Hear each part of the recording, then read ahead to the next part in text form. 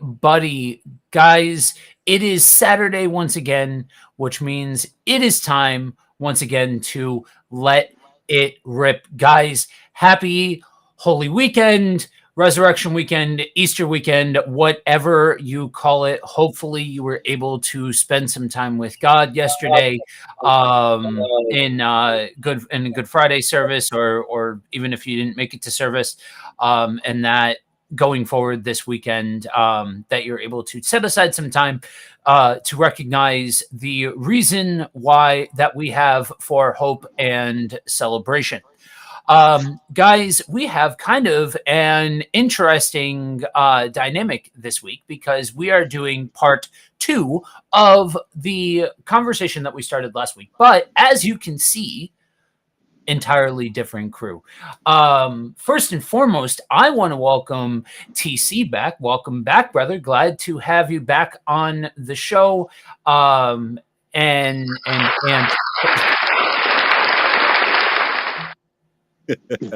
very nice, very nice. Um, and then you guys got a chance for those of you that didn't catch last week's stream, he'll be back again soon. But we officially introduced Rico to the team. He'll be yep. um, he will be a part of these going forward as well. So last week we started this conversation. How do we conduct ourselves online as Christians? And so the conversation itself ended up going a little different than I think I probably thought it was going to. We started talking about different expressions of worship online versus in person.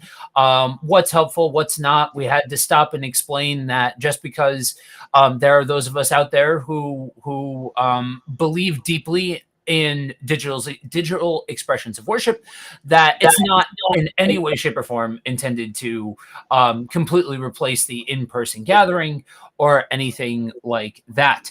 But we just kind of scratched the surface, right? And we kind of got towards on the back half of the conversation. We kind of got to really some of, I think, the more everyday applications of what it means to conduct yourself online, what's helpful.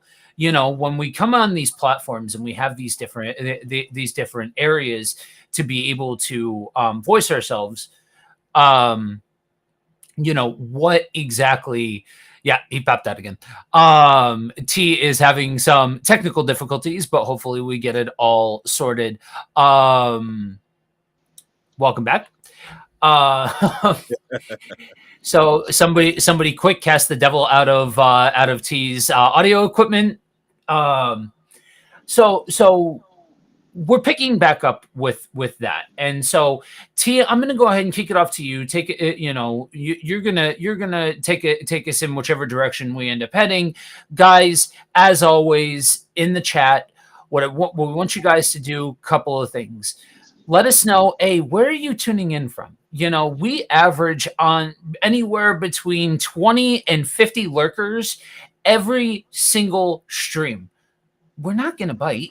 Say hi. Let us know where you're tuning in from, what questions you have. Engage in the dialogue, especially because honestly, a lot of you guys watching are hanging out over on Twitter, and y'all are the inspiration in a large part for why I wanted to talk about this thing in the first place. Don't get me wrong, see my fair share of nonsense on Facebook. Don't get me wrong, but y'all over on Twitter, pipe up. Let us know that you're there, where you're tuning in from, all of that kind of stuff. But without further ado, I'm going to kick it over to the host most, Pastor TC. Take it away, man. Alrighty, hope I'm coming in. Definitely a fire smile stuff. Um, First off, it's good to be back. I think you're on a very juicy topic. Was trying to catch up with you and Rico stream. However, what I will say about this is that it's incredible to live in the time that we're living in. Let's go ahead and start there. That social media is a way of communication. There's so many different things. I know you guys talk about the expression of worship, right? All the different stuff that we can actually do on social media to connect with one another as human beings is incredible, right? I would often joke about, disciples, and especially Apostle Paul living in an age like this, how it'd be crazy for them. It'd probably be really bad one part, but really enjoying the reach that they have to reach people of various places and location. Like we literally can take the gospel to the whole world now. I think just the crazy part about being content creators, right, is that we'll be talking to someone in New Jersey, to New York, and even to the UK, to United Kingdoms. It's like Yeah. crazy, right? That we have this extensive reach the way that we do. Um, but with that comes, well, human being activity.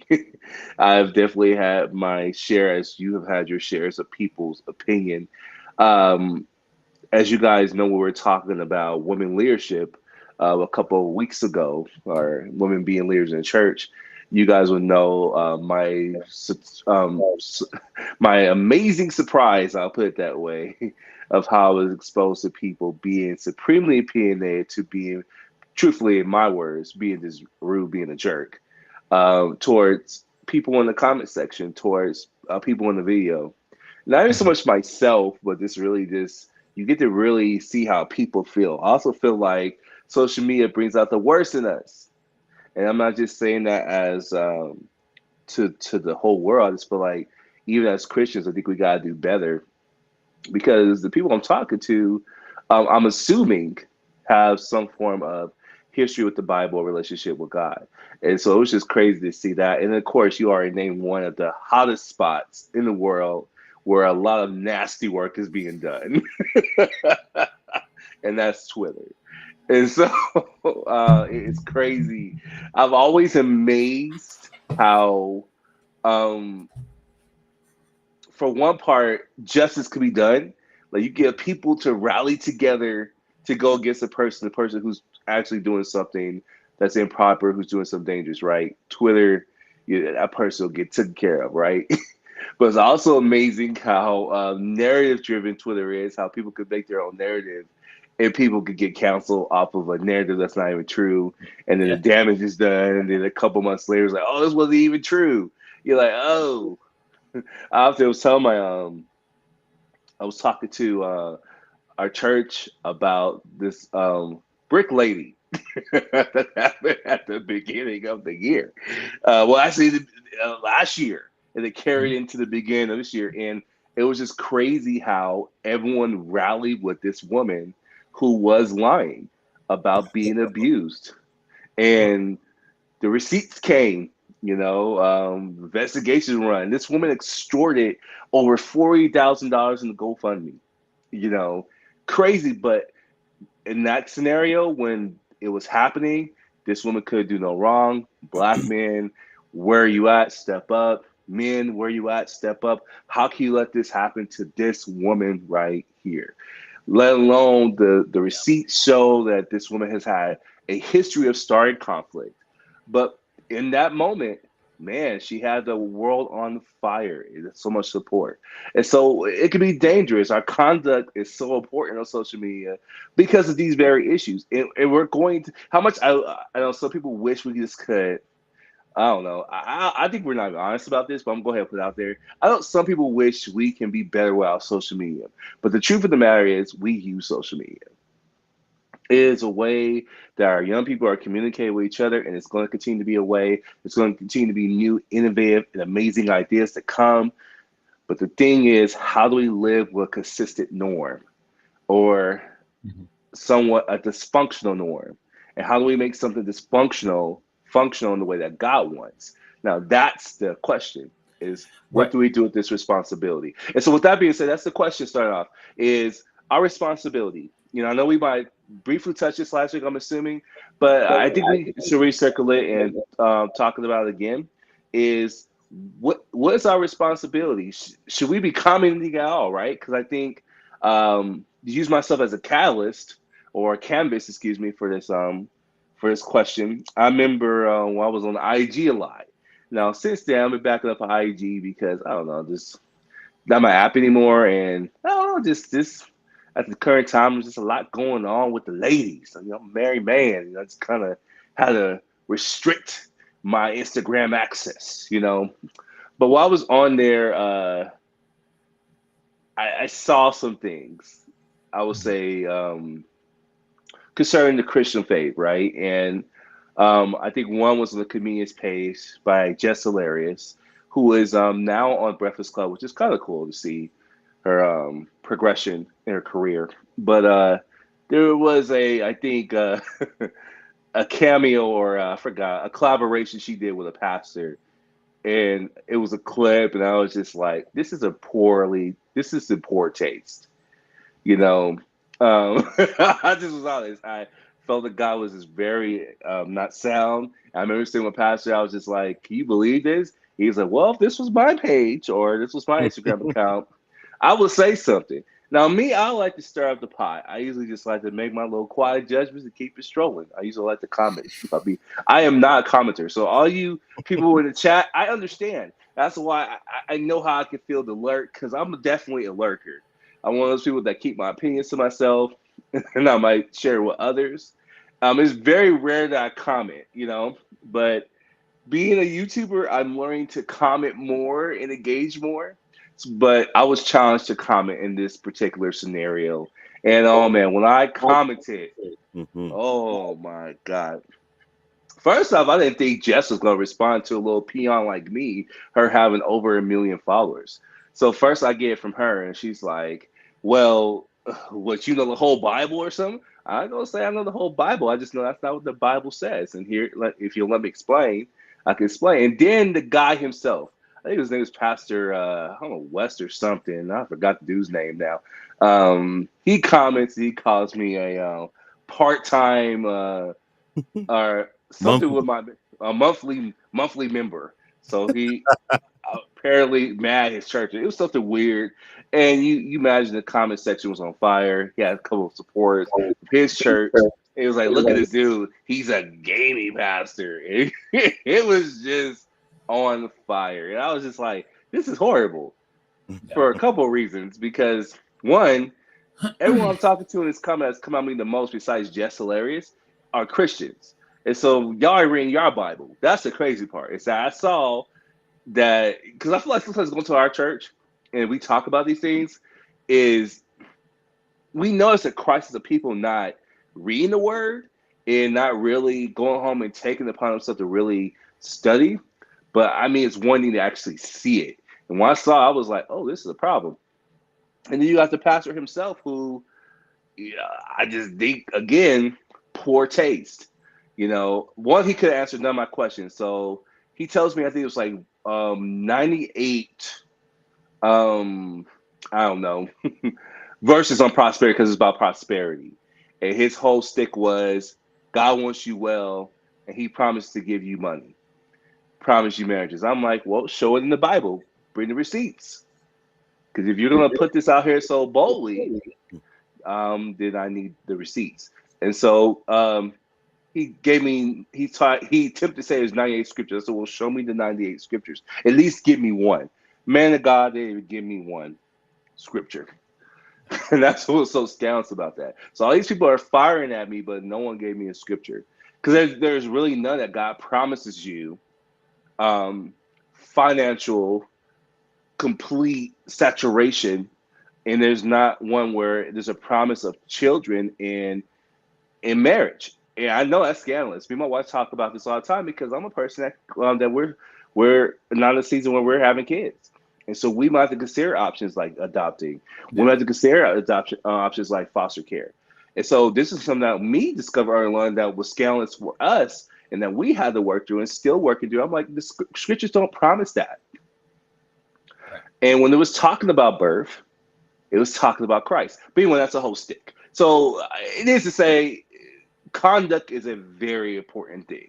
So what should we do? Should we be even commenting at all? Should we be even saying anything to this? It's just too worldly to touch, right? Because I think that is the line I'm wondering that people feel sometimes or obviously they might clearly overstep. Let's go ahead and talk about. I'm gonna turn it over back to you guys. And chat, good morning, by the way. I know it's early. I know you're trying to get yourself together. I get it. You might be feeling me. You might be having a hard time coming, but we need interaction for this conversation because we're doing what we're talking about. So I'm going to go ahead and turn it up to you, gentlemen, and I'll get back in there. We've got Cedric in the comments. Thank you, because I'm having a hard time getting chat. Good morning, Cedric. By the way, Derek, I got it going on now. Morning, sir. Good morning. Okay, so I want to take this one. So we're seeing a fascinating shift taking place. T, you and I are a part of the generation, we are the last of anything that resembles the quote unquote old guard. We are the generation that grew up in a time before a username or before a screen name or something along those lines. But we're it. That's it. The generation that comes after us, they don't know that world. They were born into a world where there was home internet in every home. You could pull out your phone, all of that kind of stuff. So for us and for folks that are older, there's this relationship with the digital world that resembles more like a toolbox. I need to know, oh, hey, how do I convert this measurement from this to this?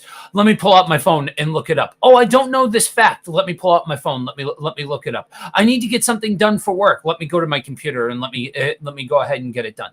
It's very much we pull it out, we use it while we need it, but there's this disconnect between, or I should say duality that exists between our in-person life and our digital life. That disconnect isn't there for the younger generation. And that's the thing that we talked about this last week. That's part of why I'm so adamant about trying to help older saints understand nobody's trying to come for the in-person gathering of the saints. Nobody's trying to say we shouldn't have in-person services anymore. But we need to understand how we can better communicate with a generation who has a seamless interlude between the in-person and the digital. It's all one. You can like it, you cannot like it, you can have this opinion or that opinion. It matters not. We've rung the bell. We cannot unring it. And so what do we do then with this giant toolbox? Well, you started hitting on something that I think is at the core of so many of these aspects of what are we using the tool for? Are we using the tool for jumping in and trying to prove that we are smarter? Are we trying to use the tool to quote unquote glorify God, but really what we're doing is slaying people with the truth? Now, I use that phrase, the truth, very, very loosely because you can have biblical accuracy, but if you're hurting people with the gospel message, you're doing something wrong. That's a different conversation, though. So we have all of these different ways that we can engage in a digital space, but it all comes down to how are we engaging? How are we conducting ourselves? And are we just using these small little snippets to just blast our opinion, put the other person down as quick as possible, and move on with our life? Or are we actually stimulating conversation? Amen. Cedric, coming in hot. However you can perfect the tool for his kingdom. The question is, what does that look like? I think it's a very good question to ask what it looks like. But I do, so I'm gonna take a shot at both dualities. Joe, what you're saying, even what Cedric is saying. I think, yeah, again, like I opened up, this is a perfect opportunity in a space if you're a minister, or any form of, I don't know, correlation of you wanting to lead people to Christ. This is a perfect space to do so. But I think the problem is a lot of time what Joe's talking about is the conduct of how people do these things have been totally abused already. The unfortunate part is we come into social media, we just don't come in with our opinions and our suggestions. There's a part of our identity that's extracted into our communication on social media. And that's where Joe's alluding to. For us, it was a username. I remember those days. I remember dial up. I remember all that stuff, right? Pastor probably remembers all that stuff, when it was even coming in. But yeah, for my niece and people who are younger, this is who they are. This is Yeah. how they interact. They exchange their idea of personal information is social media. And Joe, it cracks me up that we know how we used to, when we used to try to back up the ladies and the girls, our thing was a phone number. Their thing is a username, a Yep. DM, a Snapchat. The worlds are already different. And so I think if we're going to use this as a tool, first we have to figure out if it's going to be about God, let it be about God. If it's going to be about me, then we might want to be careful. And yes, that's already reckless, right? Is that how come I, as a Christian, can be mindless online and, or for lack of better words, express myself the way I want to express myself? And I think we have to be careful because it's a responsibility. Because the world's always looking at us. They're already looking to see what you're going to say. Now, here's the scandalous part. Some people don't know if you're a Christian. I think I am. I'm guilty of this, and this is a little. This is to clarify. Um, Even in the gaming space, me being a gamer, it's crazy we can use mics. I was sitting here yesterday. I was just like, I make so many friends playing Apex Legends that it doesn't make sense. That I probably never seen in person, and that always blows me away. I just met a friend a couple days ago grinding out rank, and me and Sue was having this good time laughing. But had me thinking, I was just like, man, I remember those days I had my mic on, I was just cussing and acting a fool. And I remember that one time where this guy came on and he was like, yeah, man, God bless you. And I had to eat my words because I was a Christian acting inappropriately. And I had to repent, and this guy was streaming. Now, thankfully, he was a small streamer. So I don't know how much it circulated, but that part was crazy to me because my thinking in that moment was this is my space. And so my conduct doesn't matter because it's my space. You're like, where you go with this? I think people take that idea a lot of times into social media, period. They're not thinking about this is a space that God can use. Everything in my life is a space that God can use. I think something turns off. You know, this is my space. And no pun intended, a social web that's dead now. That's My, how old I am. Thinking myself. I just collectively heard all of my bones creak all at once. Just, I'm pretty sure some of my hair just went gray. T. Thank you for that. You're welcome. you know, this this space is I have a responsibility, where I like it or not, to let God live in every area of my life. And when you get into that territory, that's when you get a lot of fighting from people. That's not fair. You know, I can't say what I want to say. It's my opinion. What about freedom of speech? And I'm like, if you're a Christian, I think we gotta be careful. If you're not a Christian, by all means, it's gonna be kind of hard for me to hold you accountable to something that you don't really believe in. Okay, got another comment. And Apostle, I'm gonna let you jump in after this comment. Here's where the youth who are committed and the experts who have done the work share what's important from every aspect, mentally, spiritually, emotionally, and ethically. These frontiers have to share. Wait. these frontiers have to be shared to magnify what is important. And it's all leads back to Jesus Christ. Everyone who plays will be held accountable. I think you're right. I think there's some aspects of this that I believe you're absolutely right. And I believe going back to Joe's point again and your point is pioneers, which is us, the older generation, is how do we lead these young people in this? Because this is how they're going to communicate. And you know me, if it's not being said, I'm not a fan of any form of abuse. So telling people and you're always on your phone. Like I have a niece who lives on TikTok, and it drives my family crazy. And I'm like, she just being a teenager, expressing herself. I like to follow bomb her a lot, and she loves when I do it because this is how she expresses herself as communication. Now, obviously, I have to teach her balance, so I'm not letting her be totally neglectful either. Like I have to a lot of our fun conversations is teaching her. I'm like, hey, this is our time. We're gonna put our phone down. One social media head to another who likes to just mindlessly scroll on their phone. This is personal time. Let's put down our phone and let's eat. So that's those practical applications, right? But what about her digital applications?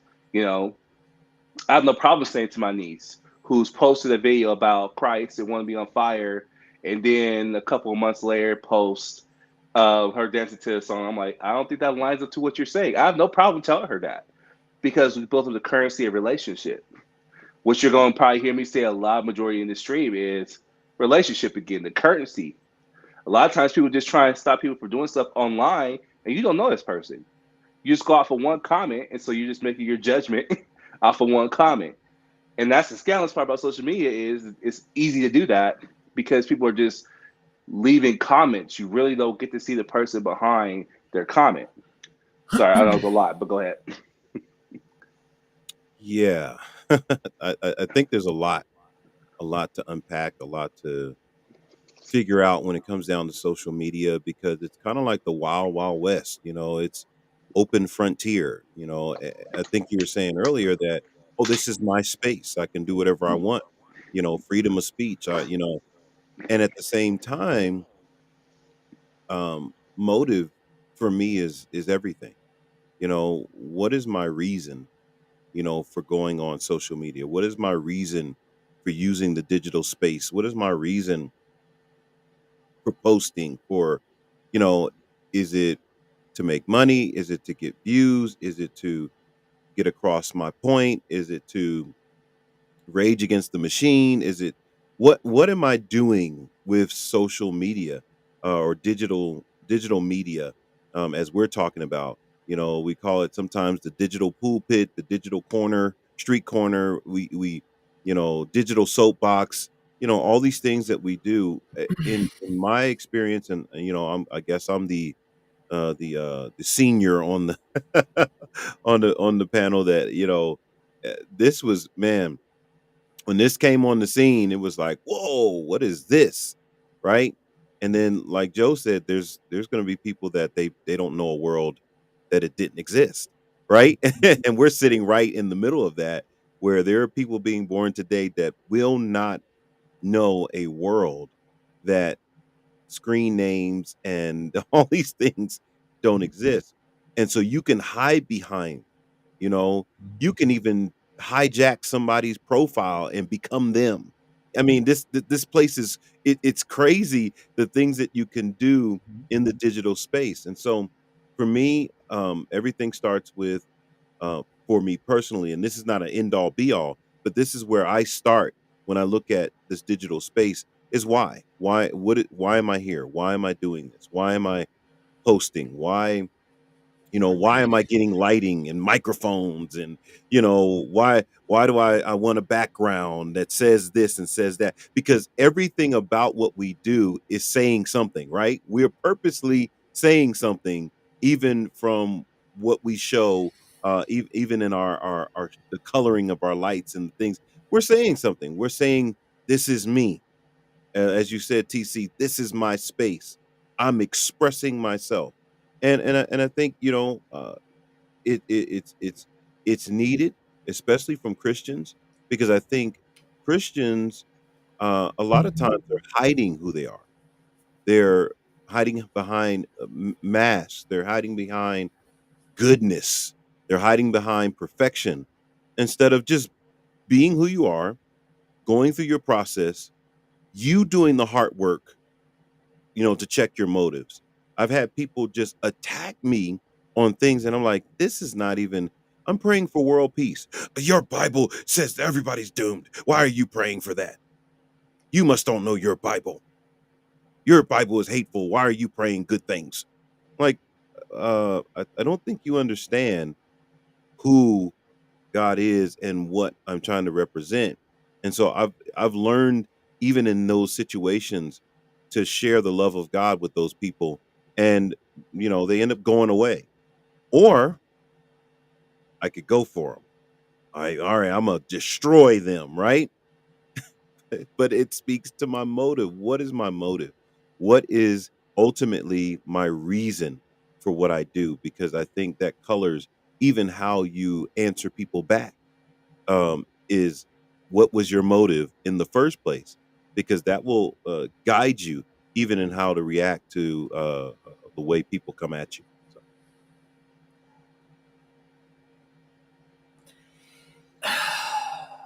Okay. Here's the point in the stream where I get to play the heel a little bit. So, and I'm going to heel on you a little bit. Cedric, I'm going to heel on you a little bit. I'm okay. So motive, absolutely. Yes. Like everything that you said about motive, that's part of it. That has to do with it. That should be considered absolutely, because so often, for those of you that don't know, for those of you that are just engaging with this, that see the three of us with our mics and our setups and our gimmicks and all this kind of stuff, you are not somebody with the mics and the gimmicks and all the setups and all that and all this kind of stuff. I cannot begin to tell you how often we catch crap because, you're just trying to put yourself out there. You're just trying to be a Christian rock star and all this kind of stuff. Yo, I would have succumbed to the Kool-Aid of popular teaching a long time ago and not gone the path of most resistance. What? If I was just trying to get likes and views and vanity metrics and all of that kind of stuff. So yes, your motive is going to conduct why you step up to the plate. It's going to conduct how you engage with people, all of that kind of stuff. I want to go back though and square a circle with something that you brought to the table, T. Your distaste for social media. Okay, I'll be the first one to admit it. If it weren't for ministry and business, I wouldn't be on social media, because the science is there. It's not good for us. You can like it or not. You can disagree with me. The science, and now years, these things are old enough that we can now measure in terms of decades of the effect of social media, because humans struggle with this thing of there is a layer of defense now. So now I get to say whatever I want and I'm not face to face with that person. Or what's the thing that we always say? What's the thing that the three of us always say when we preach, when we stream, when we teach, all of this kind of stuff? For the love of everything holy, do not take our word for it. Take everything that we've said and compare it to Scripture. But if all a person knows is what some teacher said, and all a person knows is Bible verses about love, okay, you may find some stuff where it says love or it's accurate, but spend enough time looking at those websites that are like 100 verses about this topic. They legit make stuff up. They throw stuff out there that just doesn't exist. Like it's either the wrong reference, or they've pulled a small snippet because it shares the same word or something like that. It's a flawed tool. that backs this idea of you hit it. These people don't know their Bible? Yeah, no. But it allows for echo chambers of people who don't know what exactly they're talking about or share a same opinion, even if they do know what they're talking about, and makes it feel like you're standing in the middle of a crowded room, when in all actuality, there's like 5 of you and you're just yelling at each other. And so we have all of these moving pieces that we are subject to as humanity. So where's the heal portion of it come in? Motive is part of it, but what is it that you're actually trying to convey? Separate from motive, because you can have the best motive in the world, but if your presentation is flawed, the road to hell, guys, paved with good intention. And I'm speaking, this is coming from somebody who, out of anybody in our network, I'm the closest tied to digital pastorship. Now, Ant's got his ministry, T's got his ministry. We have our collective ministry. It is a digital aspect, but there's a lead. Okay. So I'm gonna go ahead and pull this up, T, and jump the gun here a little bit and pull up this comment, because I will always. Okay, so the problem is, and I got to be careful here, Cedric, because I don't want to subscribe things to you and say that you're saying this. I'm just saying that I've seen this in other spots where something like this has been said. So again, separate from what you're saying, it's very hard to have a conversation with somebody who's in the comment section. So I'm not trying to live react to what you're saying, but what I'm trying to get at here is this: comments like this are the groundwork for just things like sweeping corrective statements. Christians, we need to do better. Who do you think you're actually affecting when you stand on your Facebook account and say, Christians, we just have to do better? Oh, suddenly my entire life has changed because you told me what I was doing wrong? No. Just like when we get into a comment section and we want to slay people with the truth, and in soundbite form, just throw scriptures that are out of context at each other, so that motive matters, but our presentation also matters. And this is an extension of the very same thing that we've talked about in evangelicalism. What's the display of the kingdom of God? If you're standing there with this big grandiose display and you've got to come to Christ right here and now, and it's all about how I display the truth and all of that kind of stuff, or is it about cultivating conversation? Is it about communication? Or is it about, I just need to hurry up and hit you with the truth as fast as possible with zero actual context? So looking to motive and relying on a messy gospel presentation without attempts to try and refine only takes the ball so far down the field in the digital world.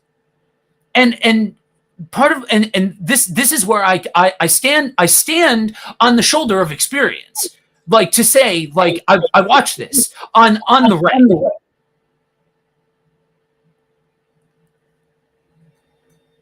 Yeah, And you look like you're chomping at the bit. because you didn't you didn't disagree. You just went to the next point as if it wasn't the logical next step. You didn't disagree. Motive, presentation, and then engaging in conversation. I can put that on a list and use it as a guideline. You didn't disagree. All you did was take the next step. So you failed at being the heel there. You actually agreed. I agree with everything you said. I don't have any disagreement. So I don't think that was being the heel.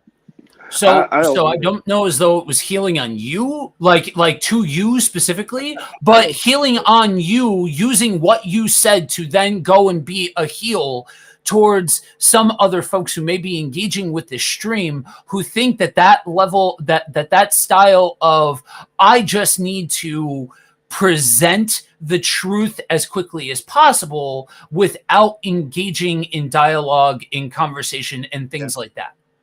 I agree with Yeah, you. which points to what I want to talk about, because since you're on that, is the entertainment factor. There is an entertainment factor. I was talking about, ooh, I see why I didn't really post this video now as I'm sitting here.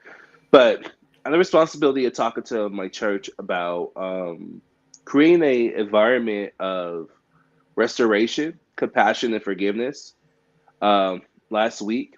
And I realized the more I was talking about it, that most of my interactions were coming from social media, as well as in person, of course. Like, not saying those things I was talking about are not totally applicable to people that you see every day. But I realized on social media, those were a lot of my examples. As much as we want there to be a safe place on social media, there's not a lot of safe places. Mm. There's not a lot of opportunity for compassion and restoration. And this idea really came from being a content creator, to be honest with you. Because and Joe, I talked to you about this, and I feel like you are trying to find the answer. I really haven't talked to Ant about it, because I think we just talk about the other side of being a content creator, matrix, and finding things like that. But we don't talk about how in our own personal spaces. So I'm talking about my personal spaces. And I'm pretty sure everyone has their personal spaces, but as a content creator, we have competitors. Let's just be honest with you. We have people who are doing what we're doing, and the expression is used for that is called competitors. Now, personally, I don't see anyone that is a fellow Christian and a brother or sister as a competitor. I personally see that we're on this platform to make a difference and a change on any social media web, right? But a lot of people do subscribe to the competitor. Am I going to make a big fuss over that? No, because I think if anything, I'll be kind of hypocritical, because I'm still learning how to conduct myself on social media. I'm still working through my motives.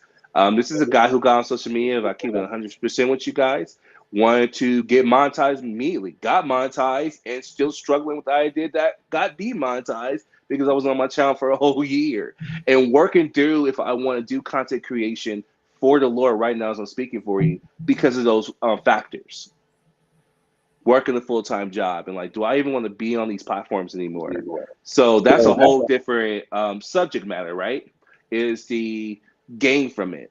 But on the entertainment side is it's crazy, because I see a lot of Christian content creators talking about other pastors, talking about red pill content, and a lot of times I'm confused. I'm like, what are we doing? And they're sprinkling the name of the Lord on it to fit this very narrative-driven agenda. But it's entertaining, right? Like, if I look in the comments, people are having a field day. They're going in, and I even admit I participated in this. I think the beginning of the year I was doing a lot of reactionary content because I was trying to find ways to innovate myself, right? And I think it was just one video I was going to do about this guy talking about gamers. And man, I was going to lay it on him, y'all. I ain't going to hold you. I was going to lay it on this brother, okay? Because he called gamers losers, all right? And he's a fellow Christian brother. And I made, I'm going to let you know right now. The first time I recorded the video, it was ready to go into production. But I didn't feel right in my spirit. And I am going to use those words, okay? So forgive me for my churchanese a little bit. But I literally did not feel right in the Holy Spirit, okay? And I took a breath. I was like, what is going on? And so I went to look at this dude's channel a little bit. And I was talking to a friend. I'm not going to say his friend's name. He was like, man, you kind of just punked out. And so then I went to do it again. So I recorded the video again. And I have more fire for him, okay? I had more heat coming for him. And then I finally just looked at his whole channel. And the whole crux of the guy's channel is trying to bring people to a realization of who Christ is. Now, his roughness with things, I think could use work. But God asked me a question. He said, what benefit happens when you post this video? And man, you should have saw how I was coming at God. I was like, well, yeah, this false prophet needs to be shut down. He's saying gamers are losers, and God, you're not God of love. You're God of love, and you're not God of hate. He said, but what's the bigger picture? What do you think the world sees in this scenario? And that was hard. I was like, well, they see two Christians going at each other. I'll tell you something that messed me up. I've always been a Francis Chan fan for a while. I like saying fan like that, but I really respect Francis Chan. I probably, when I really was in my 20s, read a lot of his books. He has this book called Until We Come Into Unity. It is really messing me up, kind of, because it's like the things that I get self-righteous about when it comes to other peers of mine and other Christians, it has me thinking like, well, how do I actually come about things? Are we actually having meaningful conversations? So the short to my story is, I am not posting that video because I didn't feel like it was this aspect of bringing us together, and I had no intentions of talking to the dude directly. Now I feel like, I'll be honest with you, if me and this dude would talk directly, and that was still his conclusion, then I probably would make the video. Because at that point, I'm like, yeah, you're just being reckless. But I actually don't know where this guy's coming from. And some people might disagree with that. They're just like, we should just make the video regardless. And I'm like, I don't know if it's so simple, black and white like that. And so there's a lot of content that's irritating about tearing each other down as Christians. Yeah. And don't get me wrong, I'm a guy who can't stand false doctrine just like anyone else. But the question I keep asking myself lately, well, who's having conversations with these people? Real conversations. Not pitchforks, not, oh, that church is just going crazy. And you got your little comments. Who's actually having direct conversations? And how come that can't be shared?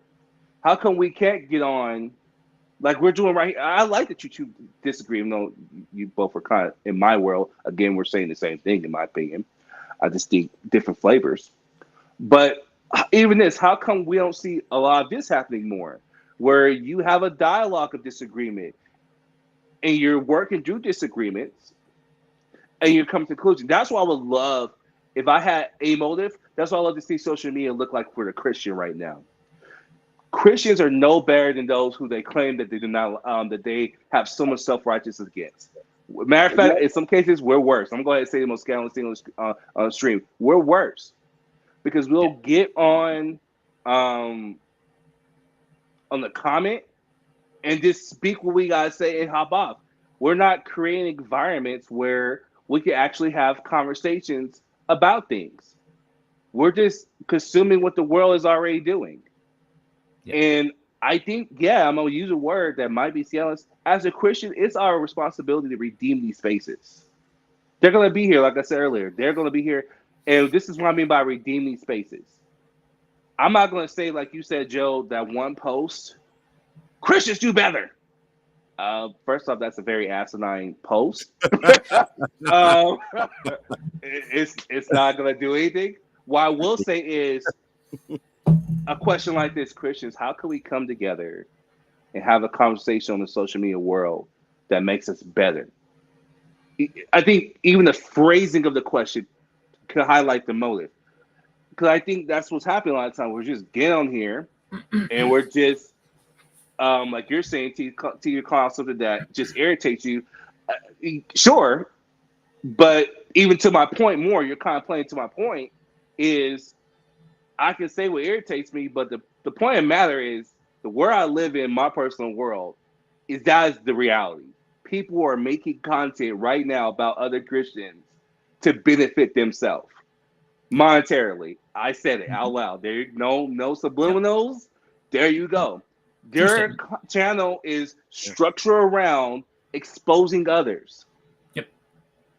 And they're monetized. We're not gonna play dumb here. They're making money. That's why they post the content the way they post the content. Yep. However, I will, before I get off my my soap, I suppose. I'll go ahead and honor some people that I actually enjoy watching that I feel like has a very, if I had to say what balance would look like, I like Nick Jones. Nick Jones is probably one of my favorite persons because he could talk about something and correct it, but still have a conversation around it. But even on his channel, people are still walking away with this person is an absolute mess.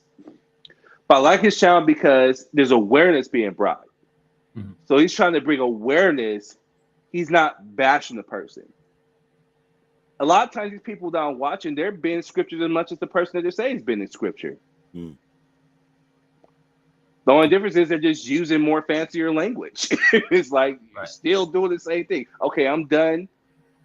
But I want you guys to go ahead and get in there.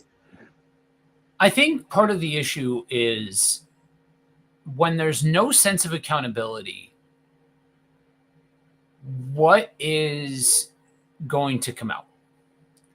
If I feel like I've got the freedom to say whatever I please without fear of recourse, Mm-hmm. then what's going to come out is really going to reflect how I view that person. Do I view them as an image bearer? Do I view them as a worthwhile human being? And that's part of why I think the whole motive conversation, you need to immediately have part B of the conversation and part C and part D, because motivation isn't just as simple as I have the motivation to tell people about Christ. Okay. That you can start that conversation. I have a motivation to share the word of God. Okay, great.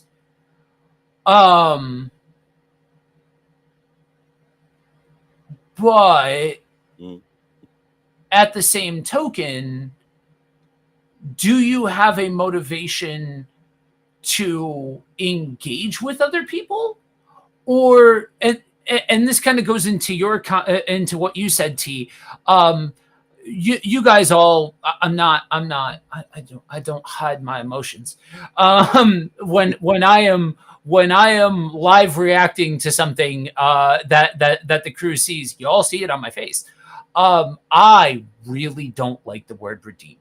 And I will be the first one to admit part of it, at least part of it. There are some times where it's misused, but regardless of how often it's misused, part of that is a biasness because of how many times that I've seen it misused. And how often it's like, we need to come into the world and we need to redeem this and redeem that. And it's really just a matter of, we need to get other people to play by our playbook. We need to get people to turn or burn. And I'm not, again, T, I'm not putting words in your mouth. But it's that idea. It brings about that idea of, we need to step into a situation and show people what to do or save a situation. And there's all of these implications when using the word redeemed that I think need to be addressed, because the thing that we haven't really quite hit, but we have hit in a dance around sense. Optics matter. Like it or not. When you do something without the ability of, Ant, if you go up to the pulpit and you say something that to anybody else might be out of pocket, but the church knows the context, they understand that you're biblically sound, there's a runway for what you're saying because you're speaking to a situation within that church, within that group of people, that's completely different than if you were to blast that up on social media. Yep. Because there's context. When you put something on social media or YouTube or any of the online spaces, right? You don't get the ability to be able to contextualize anything about what you are saying. So when you step out here, and I might as well, if I'm gonna hit one, I'll hit all of them. Christians do better. Oh, guys, get ready. God's getting ready to do this major thing. Oh, wait a minute. Or we as Christians just need to, or these statements that are trying to be all inclusive, but really you had your own thing in mind. You had your own thing that you were trying to, that you were trying to speak to, but you put it out on a billboard. You put it out on a digital billboard for everybody and their mother to see. That's what you're dealing with in the digital world. And so, to your point with the entertainment thing, it's the old adage, right? Controversy creates cash. It's just the reality. That's been humans for all. Why do you think traffic slows down when there's an accident? Because everybody's sitting there like, what's happening? But that's what humans want to do. They want to watch people get at it. And I'll agree with you, T. In my experience, and I've broadcasted on terrestrial radio, streaming. I've been a podcaster. I've been a videographer. I've been involved in the media world in a lot of different ways. Pretty much the only thing I've never done is worked on a motion picture production. The single most egregious group of people when it comes to this are Christians. 110%, without a doubt. There isn't even a second runner up. Christianity in the West has gone. They're lapping everybody at this point. It's just the truth, because there's so many different little nuancy things that we can disagree on, and then when you add the entertainment factor into it, T, you get these moments of, I want to make this sound kitschy. So I'm going to take this biblical truth, right? I'm going to take this thing that is truth, right? It's scripture. And then I want to make it sound kitschy, and I'm going to say it in a way that's real smooth and all that kind of stuff. But the question you have to ask yourself is, A, why do you feel the need to take what was already said and say it a different way? Yes, there's arguments to be made for doing that. And I've openly advocated for those. So take what I'm saying with the full context of what my ministry is, what I do as a pastor, and all of that kind of stuff. But at that same token, though, how far can we pull this context to be before it eventually is just, this has now become something entirely different, and like, whoa, wait a minute, what are you saying there? All right, real quick. And that was good. Cedric, actually, I realized I kind of evaded your question. I read it wrong. So first off, on there, I want to apologize. See, we can do that.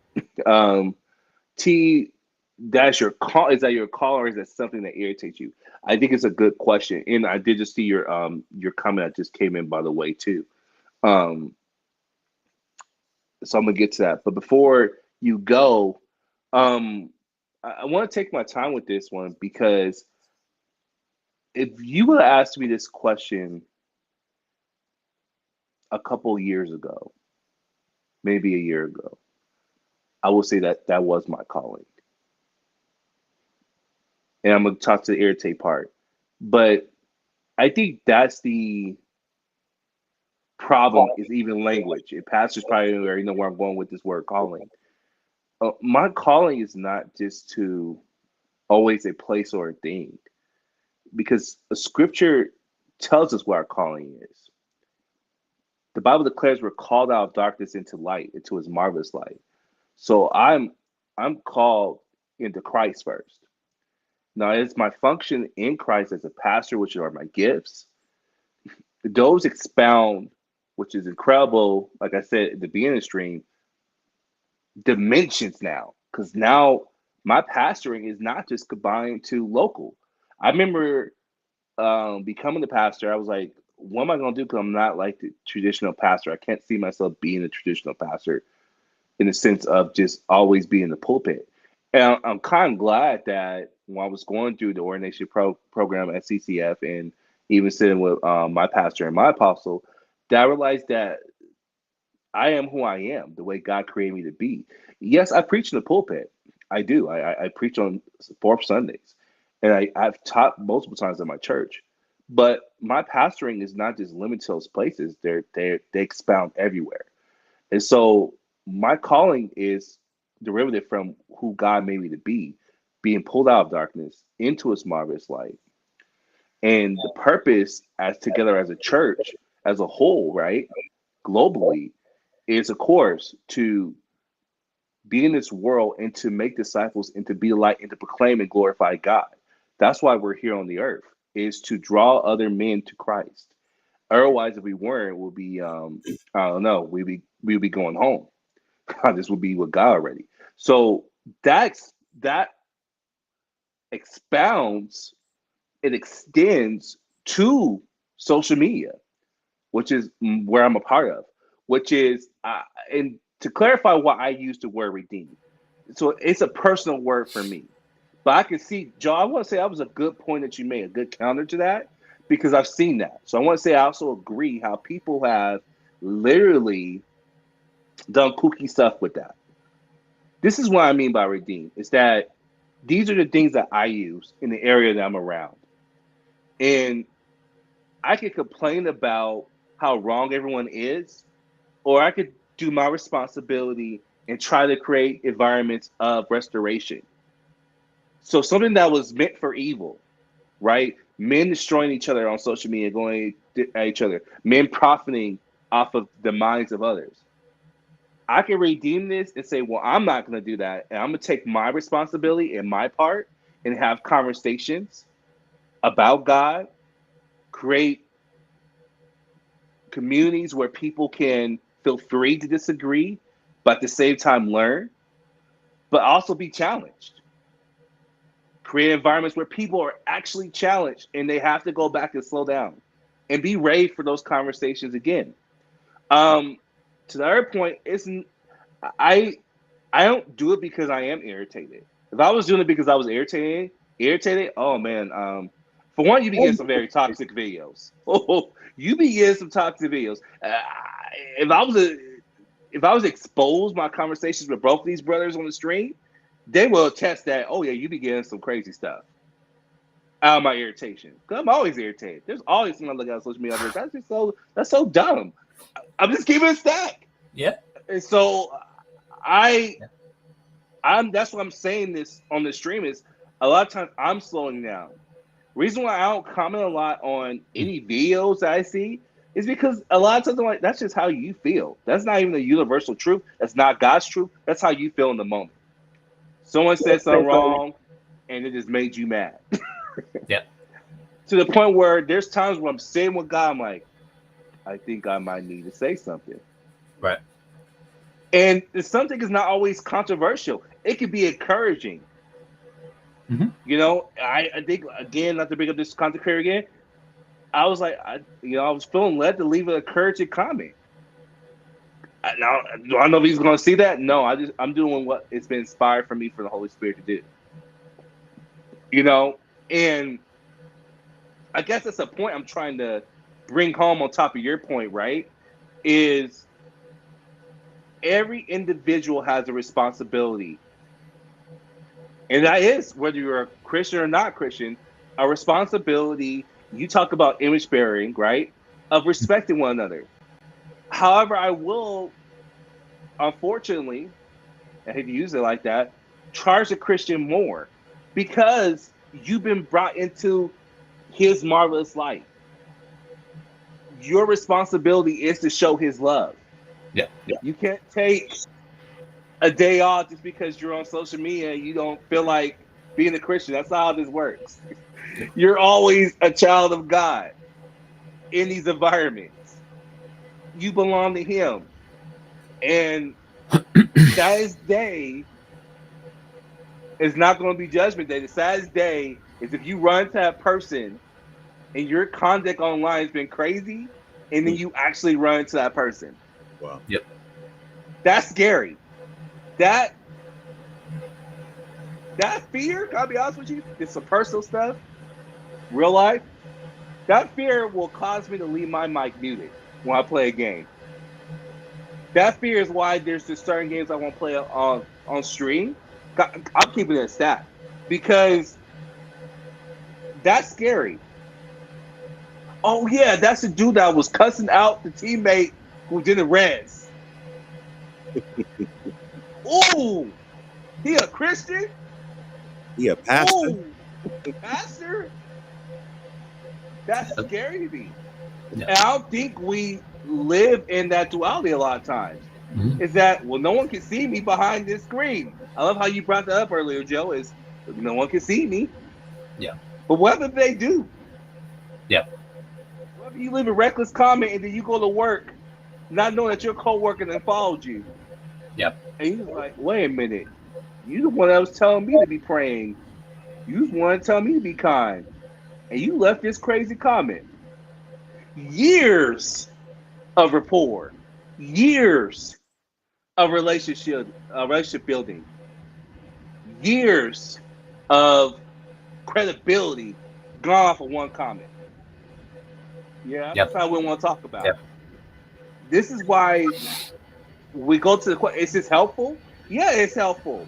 Because we want to be reckless. Let's keep it stacked. We want to get on here, say what we feel, and then go on to the next thing.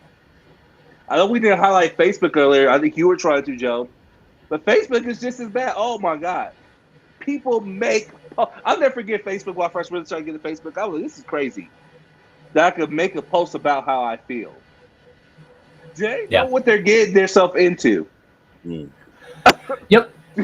That I can get on here, and what I say is what I say. Yeah. Unrestricted access into the mind of a human being is a terrifying concept. Fine. And this is why the science, I believe, is true.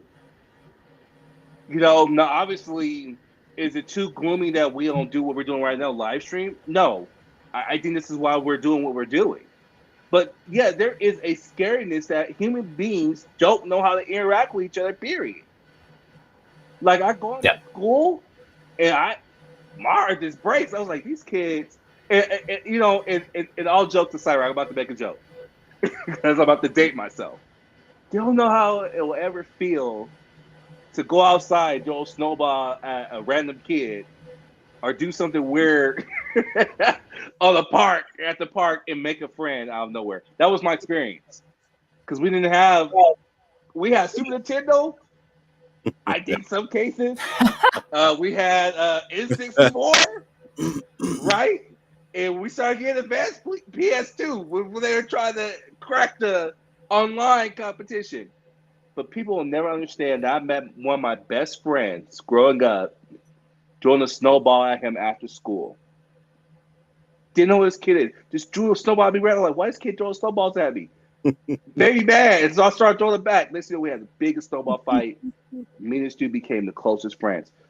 My heart breaks because I think a lot of times kids will never have interactions like that. When they're a human being, in the sense of that type of connection. Now, will they have it on social media? No, let me say this real quick. So I'm not trying to counter my response. Like I said, I made some powerful relationships online. I'll never forget when I was building my Twitch community. I have friends I've never seen with my eyes, but we're close. The point I am making is the difference between those two relationships is me and this guy had to work some out personally, face to face, versus there's this evasiveness where things are online. And what do I mean by evasive? Just because you can say some scandalous doesn't mean you are actually facing a person. And you talked about this, Joe.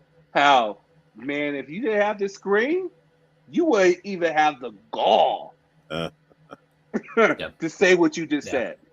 That you wouldn't say that to me face to face. So there's this dangerous recklessness of that as well because we don't see people on a face-to-face basis. Last thing, and I'm gonna get off my soapbox. COVID-19, I think, did make it worse. Not because of the social distancing. Well, maybe it actually was. Because it really did make us hide from each other more. And by all means, I'm not going to tell people not to wear masks and all. You're not going to get that out of me. Keep yourself safe, buddy. But I will say, I will say, it did feed our fears of one to isolate. I think right now we're knocking on doors, right, as a church. And let me go ahead and tell you right now, struggle bus is real. Every social fiber in me is going crazy. Every insecurity happens when I knock on these doors. But I think the person I was talking to when I finally got somebody, because we're evangelized, that's how we're doing our evangelism right now in our church. He talked about his experience being a neighbor and how there was a time where if something was wrong, the other neighbor will knock on each other's door and say something was wrong. Versus now, it's not even safe for your kid to go outside and play. That is kind of heartbreaking. That is jarring. Because the safety for a child now is to be online. Mm. Outside is more scarier, and online is more safer. That's heartbreaking to me.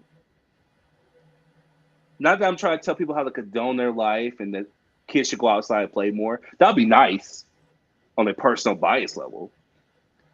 But I think it's hurtful that we don't understand that social media really is someone's safe spot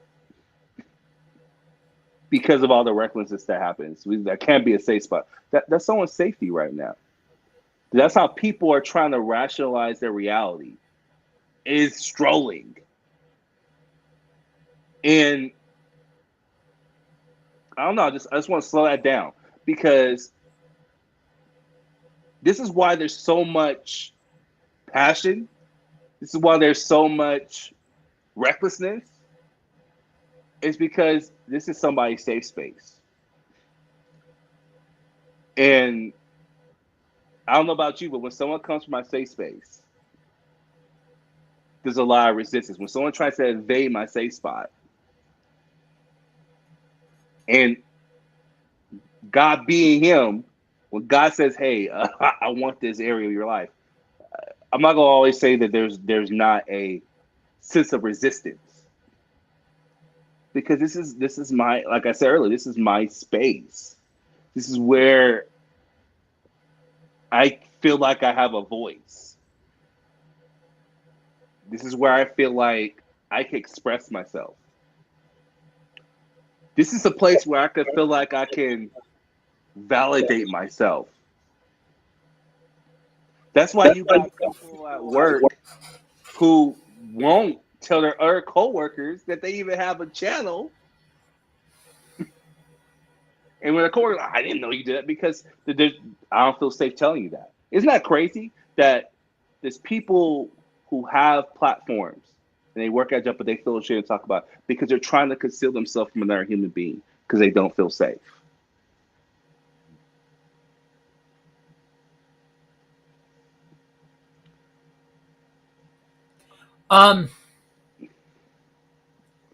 Yeah, I was really hoping that you were going to kick in because there's so much of that I think the foundation. I think you put an apple and an orange together and tried to call it a fruit salad. I don't. Oh, sorry, that expression was crazy, bro. Yeah.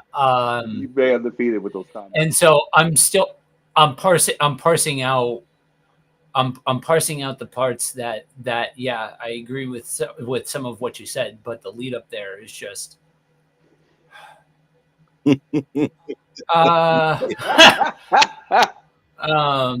I think I didn't actually know where to go with it. Just like, okay, we'll just leave that there, and I'm gonna hopefully eat my there's fruit another question that needs to be asked or something, you yeah. know. salad. So But let me ask. I Can I think ask this? I just want to ask go. this question, because this kind of been, and maybe this will help me to flush out what I'm hearing is that when it comes down to this digital, because when you were talking, T, it it the word world, digital world, that this is Mhm. actually a world. This is a a place in itself, right?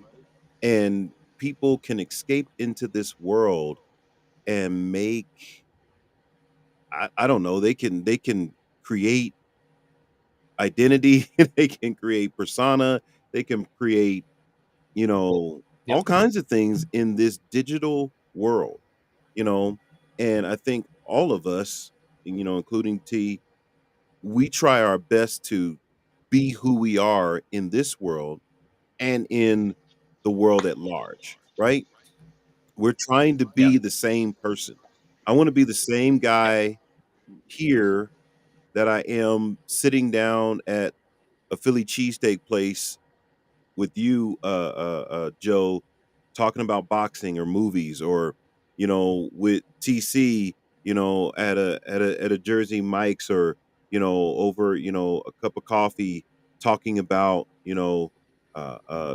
social media or gaming or the gospel or any of these things that we talk about. That as a person, I am diverse. I'm not just one thing. I'm not just what do you call it? Pastor or apostle, or I'm also a guy who likes sports. I'm also a guy who is a boxing fanatic. I'm watching old boxing from 1970, and watching the entire match. Like, well, why are you watching that? It looks old, and the video footage is not good, but it's still interesting to me. I'm a movie guy, and being all that, right? And then getting in front of this camera right here with this thingamajig in front of me, you know, and It's a second part. right, and am I being the same person? And what does it mean for me to be authentic? Does it mean that I have to go push the envelope? Does it mean that I'm okay to relax and be who I am? Do I have to turn something on? Like, okay, I got to turn on my personality, right? I got to turn on this. All right, hey guys, it's yeah, or can I just be who I am? Talk about the subjects that we talk about, disagree about things when we disagree, or whatever that is. And so this is a world, though, that some people, as you said, TC, have never met me outside of this world. Yeah. And because they've never met me outside of this world, what even would it be like? I've had, like you guys, I've had conversations with people through, online ministry, that ended up into email conversations, that end up into, Zoom calls. And I got to actually, talk to this person through a Zoom call and have a conversation and build relationship. As a matter of fact, a lot of you don't know the backstory, but I met Joe Day through the Anchor podcast. I left him a message on Anchor.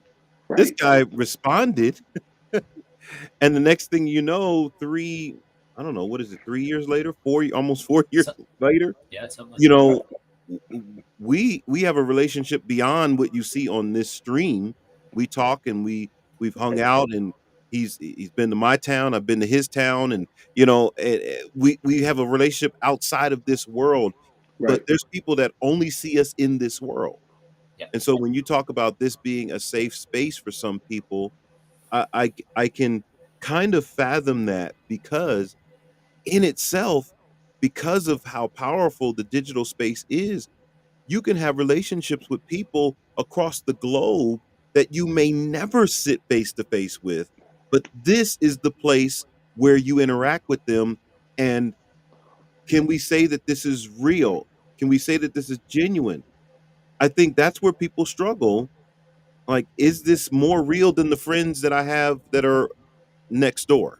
Right? Mm. Because I may not even know the person that lives next door to me, but I talk to a person who lives in, the United Emirates on a Right. regular basis, right?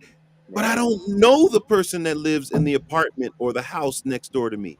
So Right. I can see, I was trying to walk through what you were saying. I'm like, I guess I can see that as what is meant by a safe space. Yeah, because the safe space argument is the abandonment of feeling judged. That's why you'll leave a comment recklessly, because in your world, no one's going to come for me, or if they do, it doesn't matter. They're not real. There's Right. just Turn them off. there's this illusion. So that's a safe space of culture. Okay. And of course, the safe space of being that, I have freedom to express myself. So there's a duality to both. But safety is not always, in a sense, how can I word this, a positive thing. Because you feel like you're in a good place, or a place where no one can touch you, you might come at someone more recklessly. Or like I said, the vice versa, like our relationships right now. That, man, the fact that you were able to meet Joe Day, of your relationship with him, me and him have our relationship. Like I said, it was my first time meeting Joe last year. And it was just like, I see him my whole life. There was nothing weird where I met him. I was like, I've been knowing this dude for a year plus, couple years plus. This is normal. And me and him talk regularly now. And so, yes, there's also that safety. But I did want to clarify what I meant by that. Is that people do have this sense of recklessness because they feel like things are not real. Or they're able to desensitize their human compassion to what is real, what's not real. Almost the equivalent sometimes, and I really don't want to put these two together, but I think this will kind of draw it. It's the equivalent when you're driving. When people are driving, you say some crazy stuff when you driving. But will you say that crazy stuff to that person if they park? That's a whole different interview. Now, me, I'm crazy. I might do both. I'm just. That's what I'm talking about. It's that there's this recklessness because no one can really hear me. Even though I'm typing, they can't really hear me. So that's what I was trying to clarify. Go ahead, Joe. My bad. I just wanted to clarify that. I mean, they can just in a certain situation and context. Again, Right. It comes down to what is the nature of the relationship. Are you just somebody who's trying to drive by evangelize? Are you just trying to drive by correct, or something along those lines? Or are you actually investing in every conversation being an outlet to be able to engage and dialogue and build and all of that kind of stuff, even if it's precipitated on the idea that you don't agree with one another? And that's one of the things that we've low-key hoped as a group could be on display with this show in particular, because guys, it's in the thesis statement. We're gonna at some point in time piss off everybody because of the topics that we're gonna address. If you haven't left one of our streams then hang around longer, man. Like you'll get there. Your turn's coming. And I know, because it's literally happened to me on the air where I've gotten riled up on the air. Now, a couple of things that I think we need to be aware of. And this is an extension of viewing this from the lens, and this is wild. I'm fascinated that I am the one who keeps going back to the hinge point towards the younger. Because for those of you that don't know, as a general statement, not 100% of the time, but as a general statement, I tend closer to the millennial side, or the Gen X side. So I tend to be the hinge point in communication between millennials and Gen Xers. T and Tierra are ones that tend more towards the millennial and Gen Z crowd, either because of age or just because of what their lifestyle is, the work that they do, whatever. For a variety of reasons, these are the spots that we have found ourselves in. But being so immersed into the digital ministry and digital media world, it has allowed me and from help with help from my brother-in-law, who's something like 15 years younger than me. And so he is my gateway into the Gen Z perspective. And I get to see the world through Gen Z eyes, through him. And how does he deal with rebuilding your faith and rebuilding a relationship with God in a world where it's not a separate world? The digital world is not a separate world. It's overlaid over top of our world. It's just an extension. We view it as separate because, again, to go back to the toolbox analogy, we liken it more to a toolbox. But coming behind us, no such dichotomy exists. And so being aware of that means that we need to be aware of what's actually happening.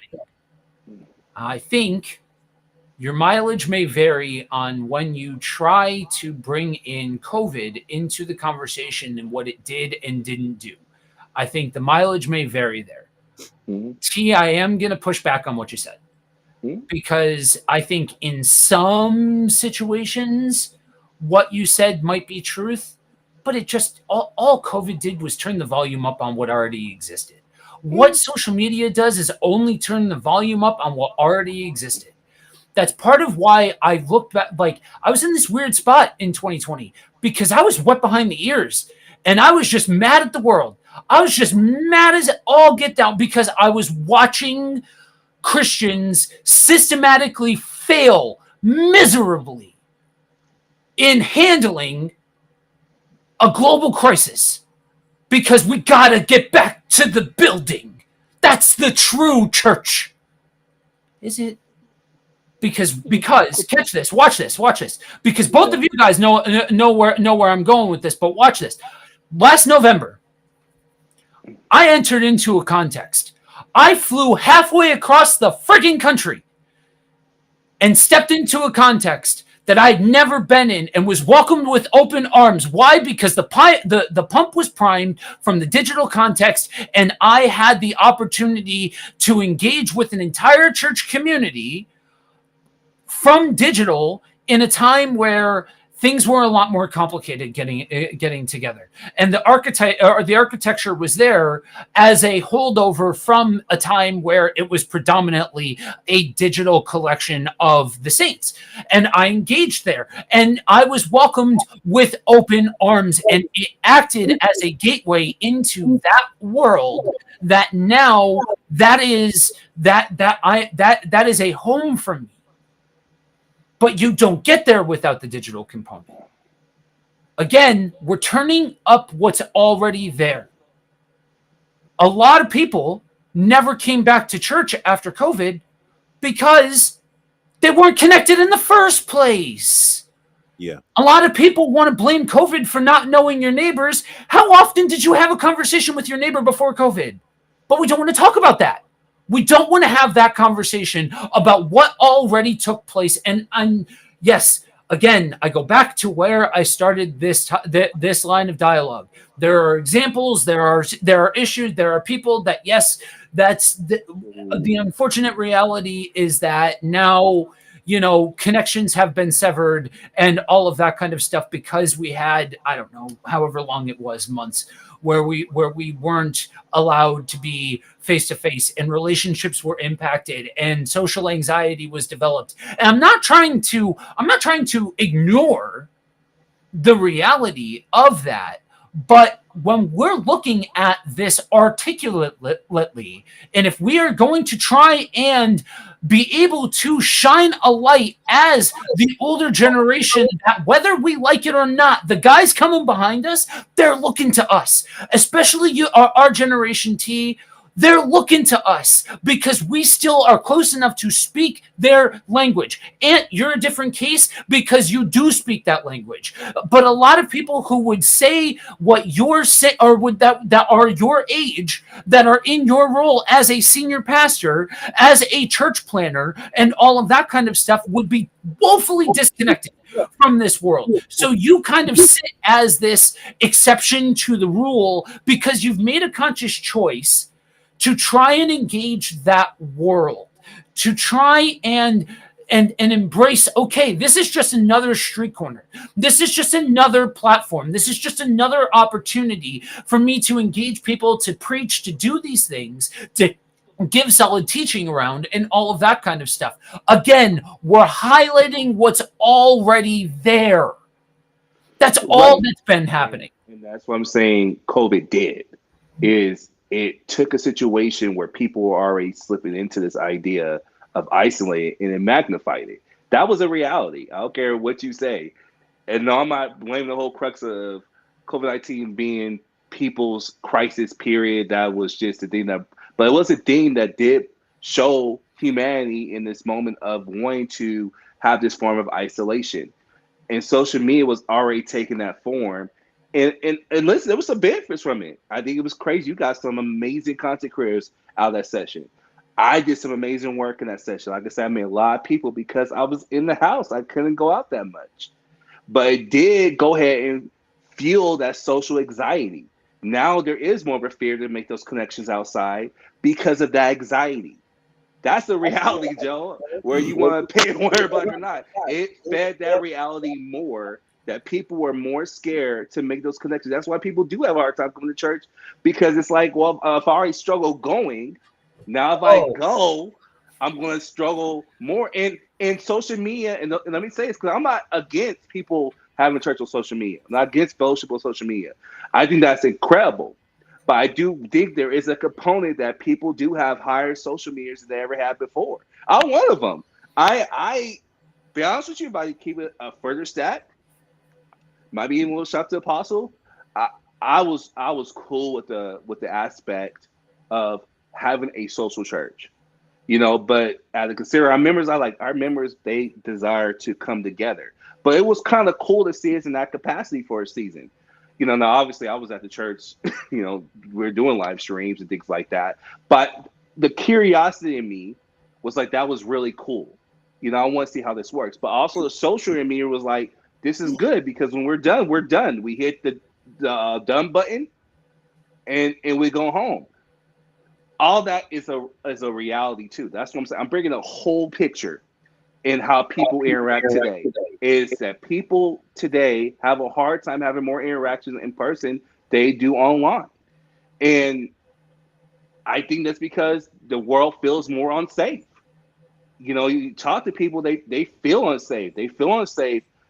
I have a older woman around Aunt's age who, well, she's a little bit older. I try to make you sound old, bro. Forgive me. This far from me. So, but she used to feel comfortable jogging around her neighborhood at night, versus now we worked our schedules like, because I don't feel comfortable at night. Because I just feel like people just want to talk to me. Now I had to be careful, because even the more she's like, yeah, I jog in the morning, and sometimes people just want to jog with me and talk with me, and she's like, I ain't gonna talk to you. I'm just gonna ignore you. A part of me was like, that is so cold. That was my judgment break kicking in. But then the other part was just like, but truthfully, that's the world we live in. You really don't know the person next jogging next to you is going to do something weird. So I really fought her for thinking like that. But I think my heart was discouraged because there was a disconnecting. There was not opportunity to connect. That's what I'm saying. From our society and our world growing up, Joe, that's the disconnect. Is that people feel unsafe doing stuff like that, which was once safe for us. And I'm not blaming social media, because truthfully, there's a lot of work behind that. And you will know there's a lot of work before coming into that, before social media even took form, that kind of was changing those dynamics, period. However, I am saying that people do feel more safe on social media. And so I don't know if we're disagreeing. I'm just We clarifying are. my point. I'm just saying that, A, I think that it didn't help either. It kind of just brought this monster more, or I'm not even gonna call it a monster. It brought this reality that people like, I just want my own space, and this Yeah, makes me feel safe. I like the word reality, Yeah. because I think it is a reality. Like you said, this digital space has a lot of benefits as far as building community in places that uh, you could never reach. One of the things that I learned through the podcasting, was, man, I could reach believers around the world and connect to them Yeah. and find out what they're doing in their part of the country, the world, the state, and I didn't have to leave my little room.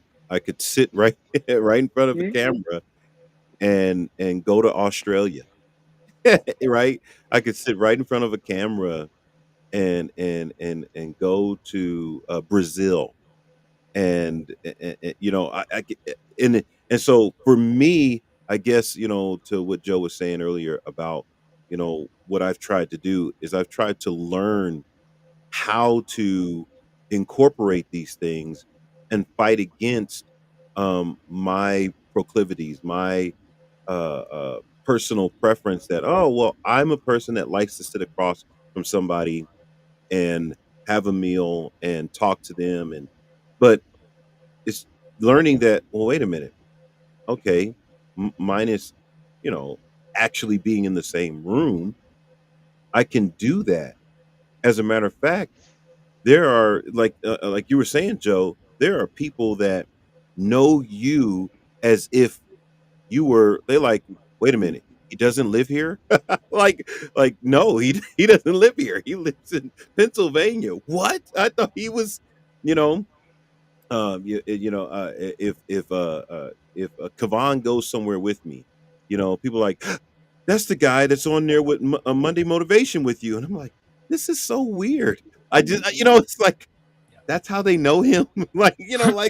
So I think understanding that, number one, the digital space is never going away. Forget about it. Yeah. It's here to stay. Right. Number two, people are going to use it for good and for bad. People are going to use it in a healthy way and in an unhealthy way. But it is what it is. It exists. And so I think that's why we're having the conversation, because we're trying to figure out, well, what is helpful? What is, What's the balance? what is the like you said, the balancing act that we do? Or do we have to? Do we even have to balance? Do we just jump, go with the flow of what's happening and what's going on, and learn how to navigate the fact that these things are the way they are? Because this terrain is this terrain. You walk into this space, and I'll say, personally, I've learned a lot from both of you guys. First, TC, because I think he's the one that really introduced me to this space, right? And that there's like a whole audience out there, there's a whole world out there, right? And then Joe kind of educating me to the degrees of this, especially from a ministry standpoint. We had a discussion, what was that, 2 weeks ago, about digital ministry and the components of it. You have, you've got the digital ministry, you've got the goods and services, you've got the evangelism piece, then you've got the digital church.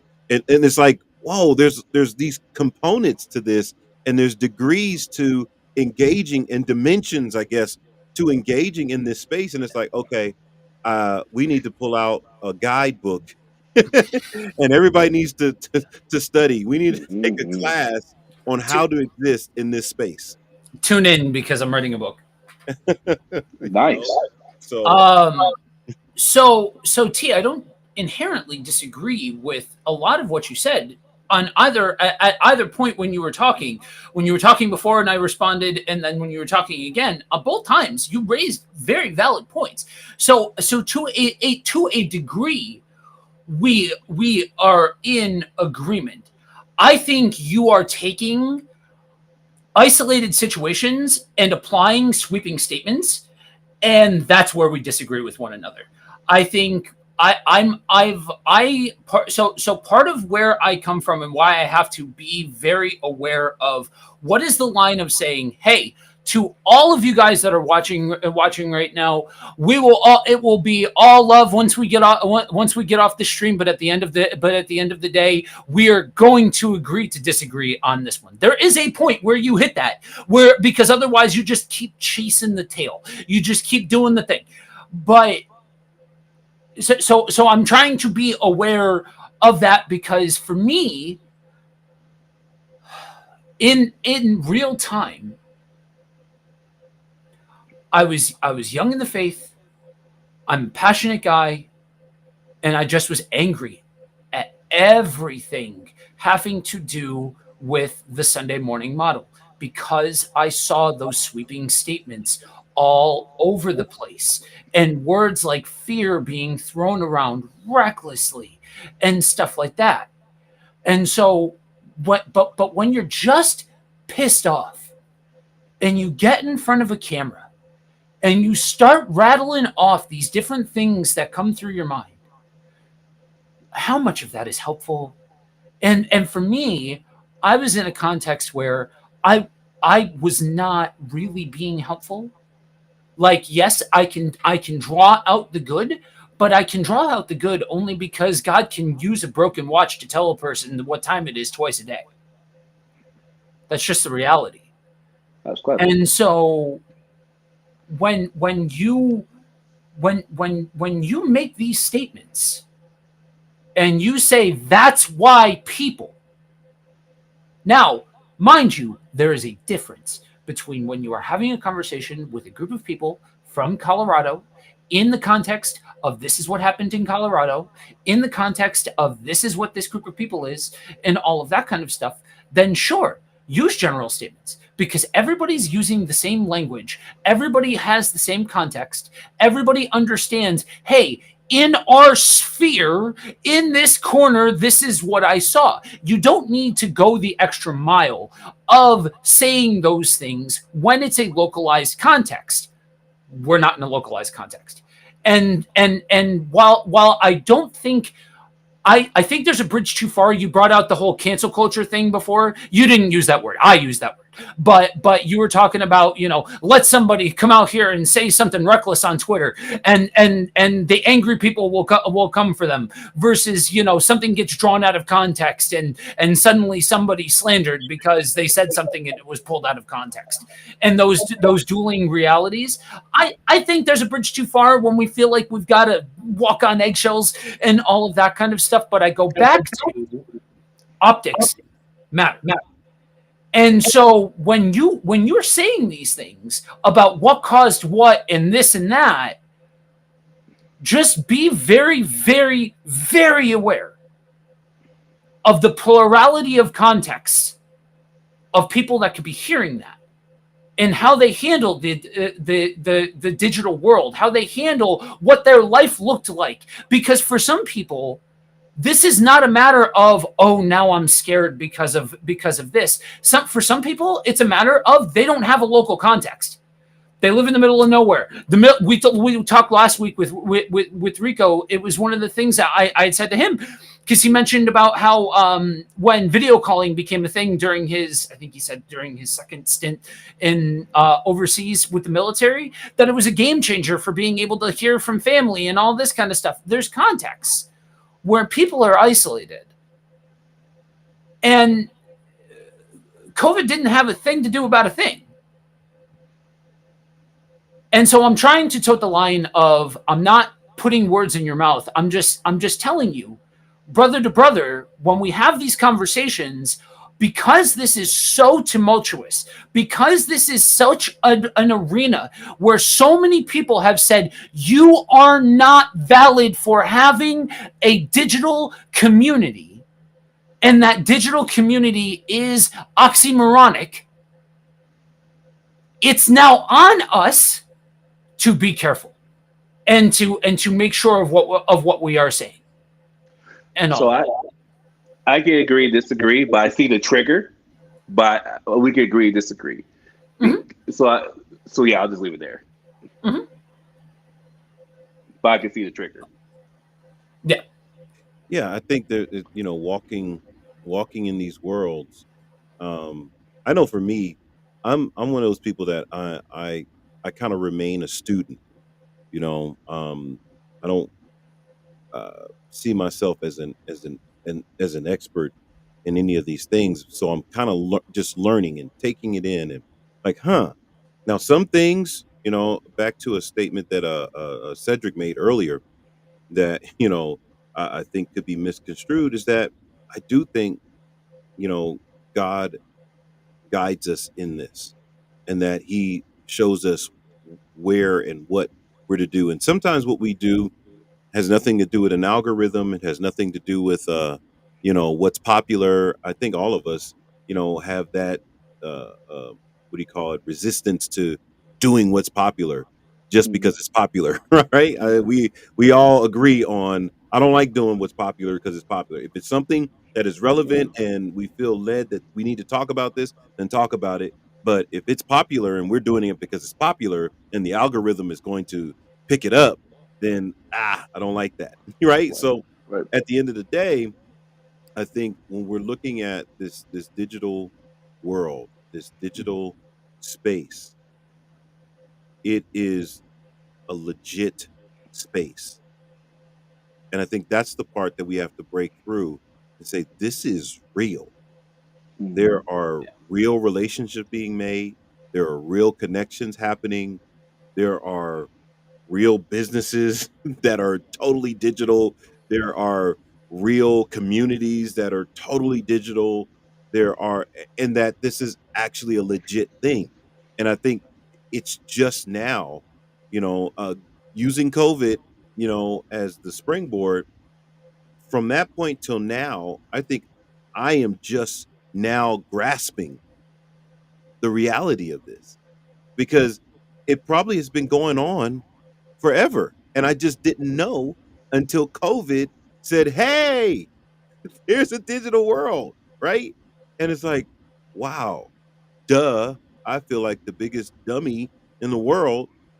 There's a digital world. And it makes me feel old, of course, right? Because the younger people like, duh, what are you talking about? There's a digital world, and I'm like, hey, there's a digital world out there Did like you this. guys know that there's these things called podcasts? Yeah, like did you know discourse? When somebody told me about, I was like, I don't disco? What the disco dancing? No, Discourse. I Uh, got Discord. bro, you like just you. I'm like, Okay, what? boomer. Oh wow, Hey, Discord, Discord. right? That's what I'm saying. Bless That's what you. I'm saying. Discord, right? Bless you. Not disco, Oh discourse. wow. It's Discord. I'm like disco dancing on social. No, Bless you. Phenomenal. right. So, but you see what I'm saying? Yeah, That no, fair. for me, it's like okay, Yeah. how do I embrace this as a reality, as a legitimate space, a legitimate world that you can function in? I was talking to a lady from Jamaica last week, right? Mhm. From one of my prayer videos. She reached out and, was asking for prayer and this, that, and that. So I had emailed me and I'm talking to a lady from Jamaica Yeah. Yeah. through this these pixels and what I don't even know how it's happening, right? But it's happening that we're connected, and it's like, okay, we have to accept that this is a real thing. It's not going anywhere. How do we function in it? How do we navigate this world? What makes sense and what doesn't make sense? As you guys talked at the top, what language, how am I talking on here? And I tell Joe all the time, like, hey, something sounds, kind of weird. Like, hey, this is what somebody Mhm. might hear. I appreciate that. Thank you. Right. Because I don't, I'm thinking, yeah, everybody knows what this is. No, they don't. They don't know what Right. that is. And so again, I think if we're gonna say what's helpful, Mhm. one of my things that I would say is helpful is being humble and being willing to Mhm. listen and learn. If I Yeah. stay humble and I'm willing to listen and learn, I feel like this space can be a world that I can excel in for the glory of God, for years to come. Can I speak to a temptation? I think T is going to vibe hard with what I'm going to say.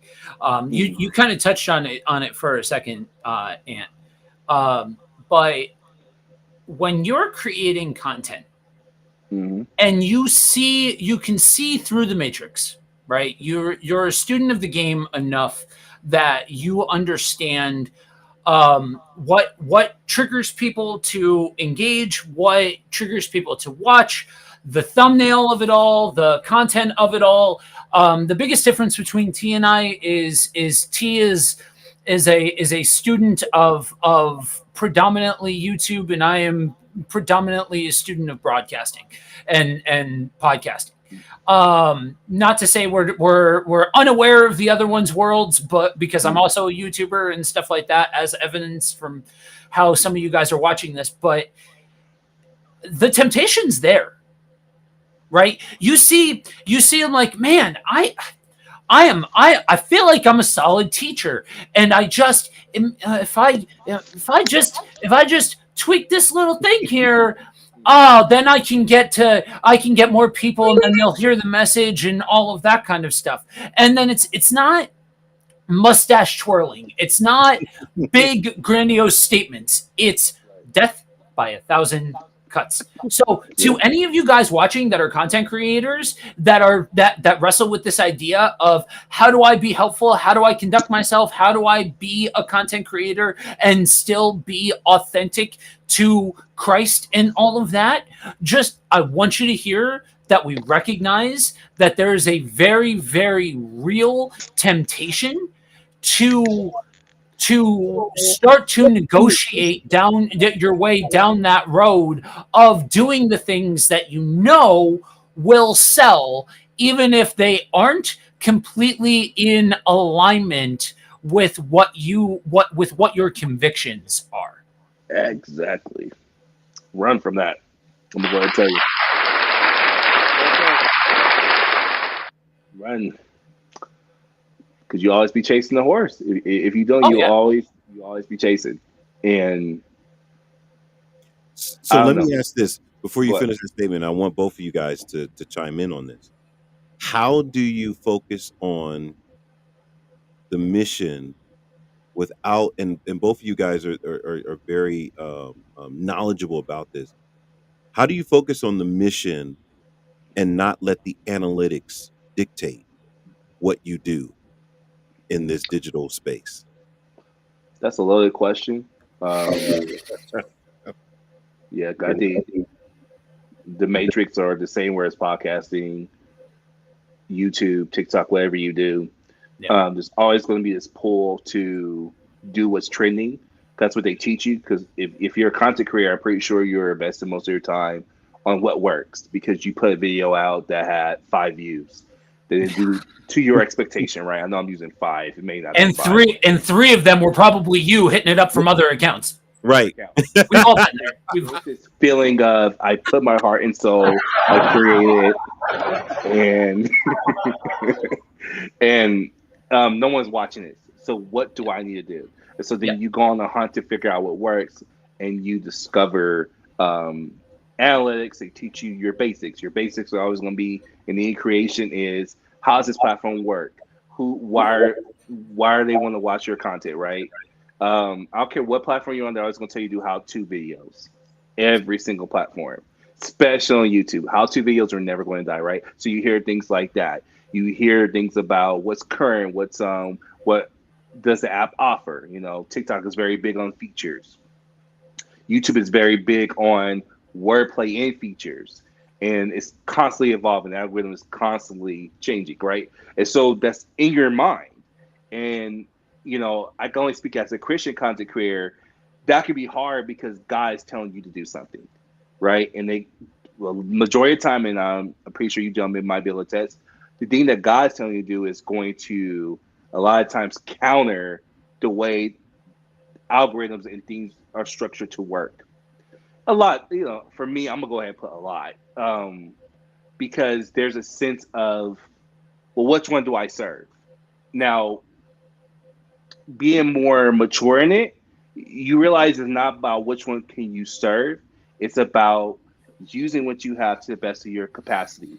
And so for me, when I create a video, I am gauging my audience because I've talked to my audience now. I know what they want. And so that might cause me to actually ignore what my analytics says I should make. But however, there is a responsibility that me and my audience, or my, I say community for me, have established a relationship that this is beneficial for them. Yeah. Which in my degree, when I'm looking at scripture and when I'm talking with God, this is what they need to hear. So God, we're going to speak to this issue.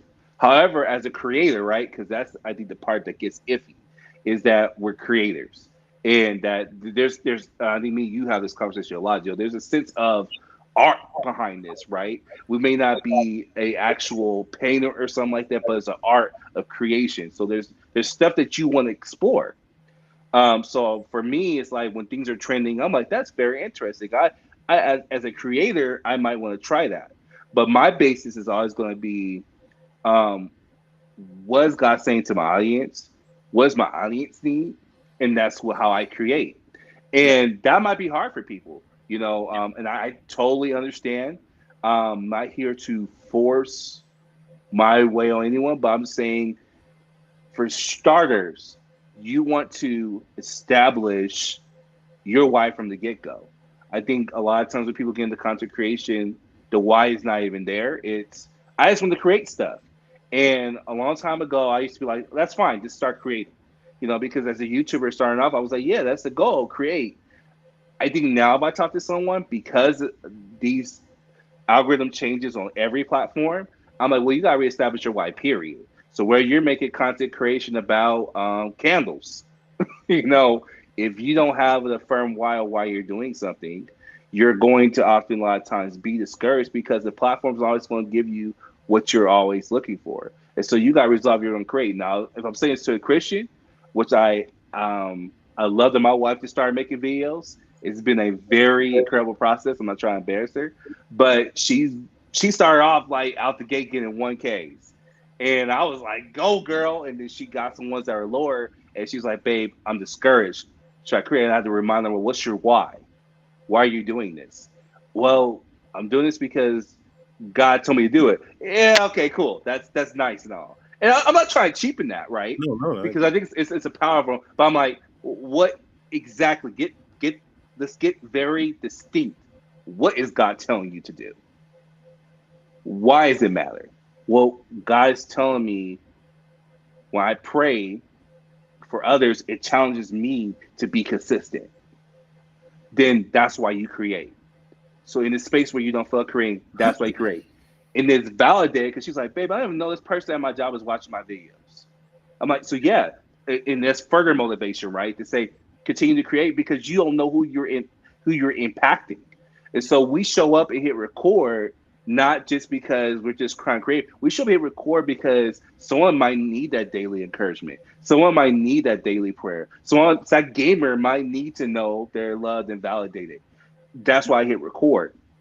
And that super exceeds the analytics because that need is there. Now, what's crazy, and this is my last thing, and I'm going to let Joe go on this.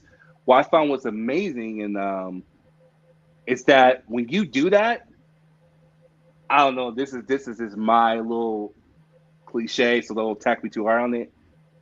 I believe God makes the algorithm bend to your needs. Like there's videos that should not have worked that worked.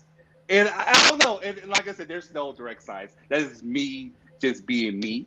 It's like, yeah, God made that work anyway. Everyone said that was going to fail. Everything I studied YouTube wise said that was going to fail. And God did something different with it. Because at the end of the day, if it's his will, it is his will. I really believe that. And so, and to flip that on the side that are not Christians, there's things that people have done. That's what's amazing about these platforms is that you get to be unique. There's things that they're telling you to do, like be like this person. And then you're like, well, I'm not going to be like this person. And that unique person goes viral because they're being themselves, right? Yeah. And then that becomes the next module, right? Well, now be like this guy. And so I think that's what I'm trying to say is that when we do things the way God's designed us to as Christian content creators, I believe God has a way of making it fit the way He wants to fit. And if it's going to go viral, it's going to go viral. But that shouldn't be your focus. Your why should always be something more deeper than that, because those things are always changing. If you hear anything I'm going to say, you'll be a miserable content creator if you create from that space, because things are changing. I've been that content creator where it's like, how come my damn videos don't work? I said just like that, and mad, Yeah. well, I'm not recording another thing because I'm coming from that space. Yeah. Mhm. Yeah, I don't know about the. All I'm going to say about the whole God influencing things thing. I'm going to say that's interesting. Oh,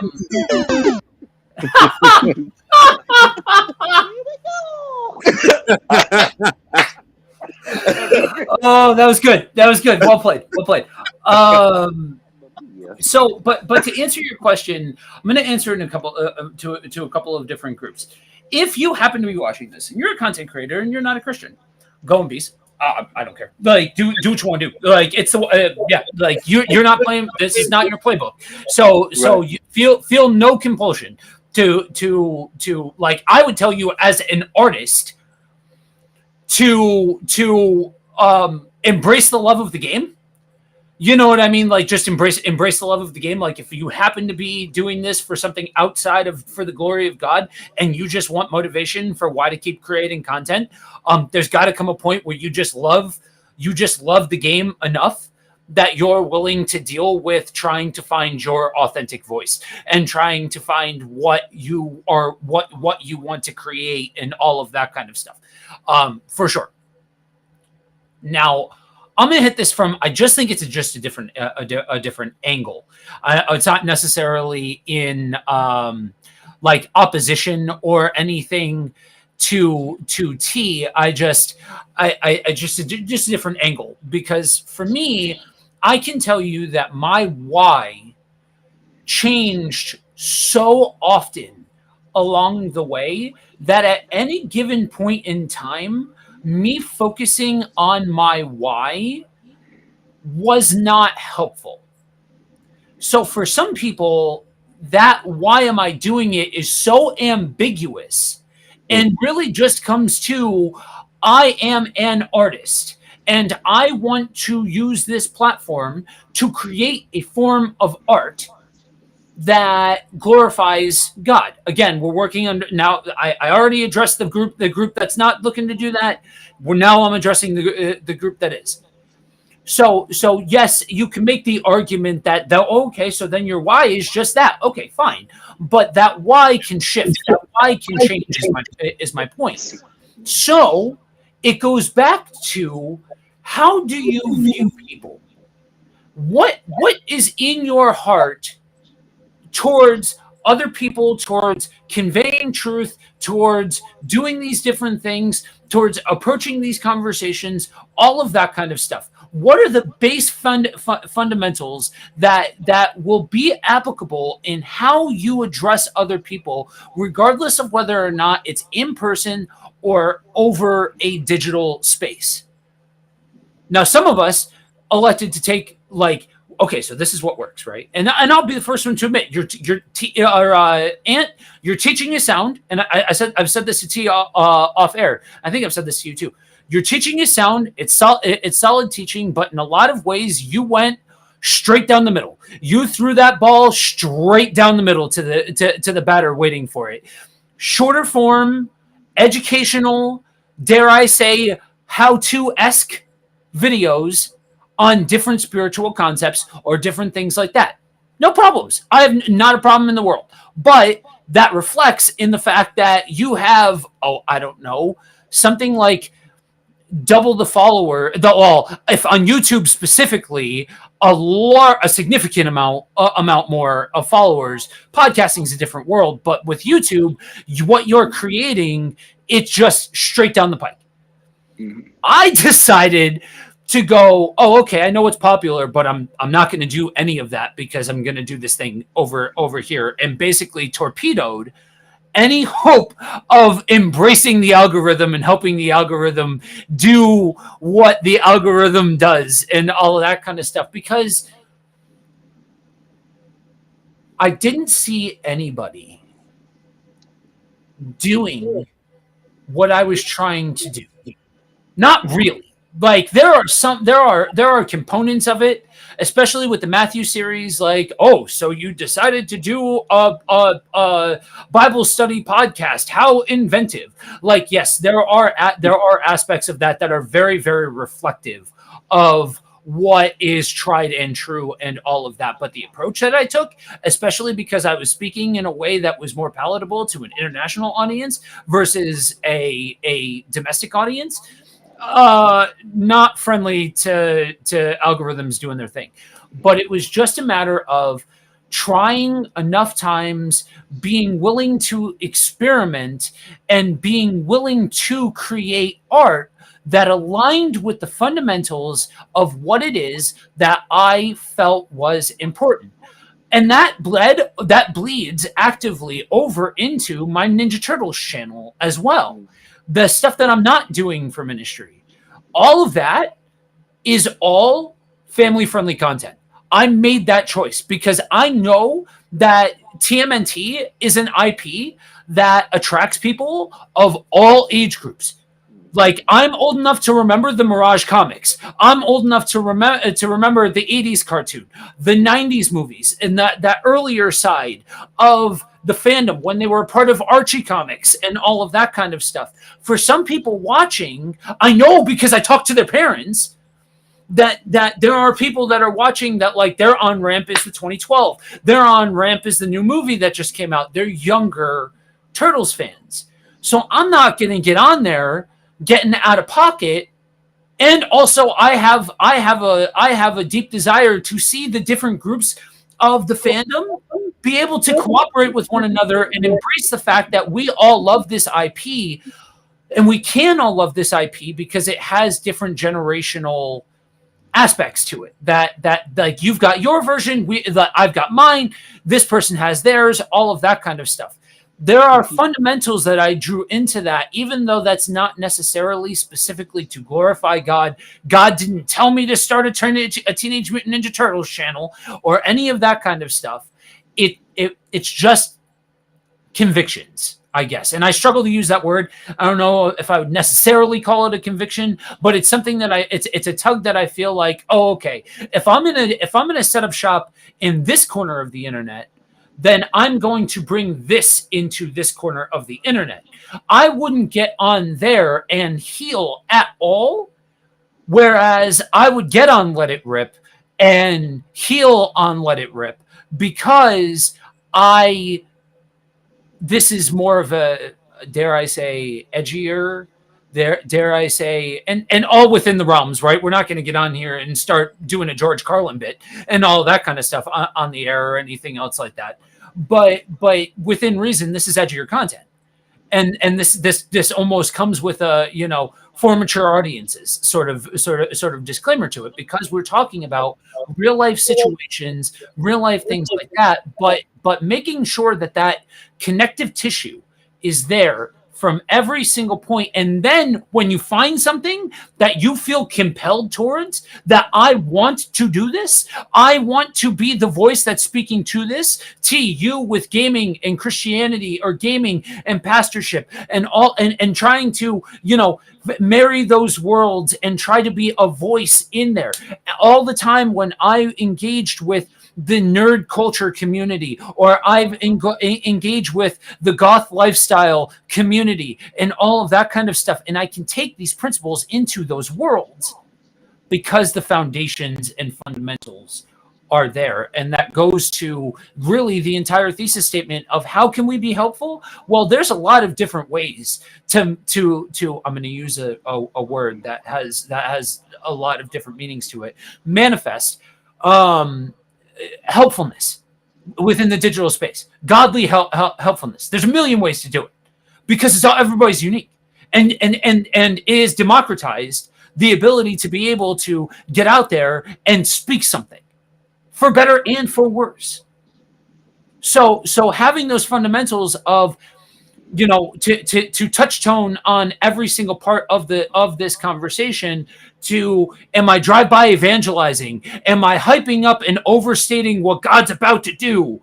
Am I just looking to slay somebody with the truth? Am I trying to have a conversation with somebody? Am I trying to engage a community? Am I trying to bring life into a community? I would even argue that my whole thing of, you know what? Yeah, in this stream, in the last 2 hours and 10 minutes, I have agreed with or I've disagreed openly with both of these gentlemen. And I have the full confidence that we will hit the off button. We will have our post-production meeting. It'll be all love. It'll be all good.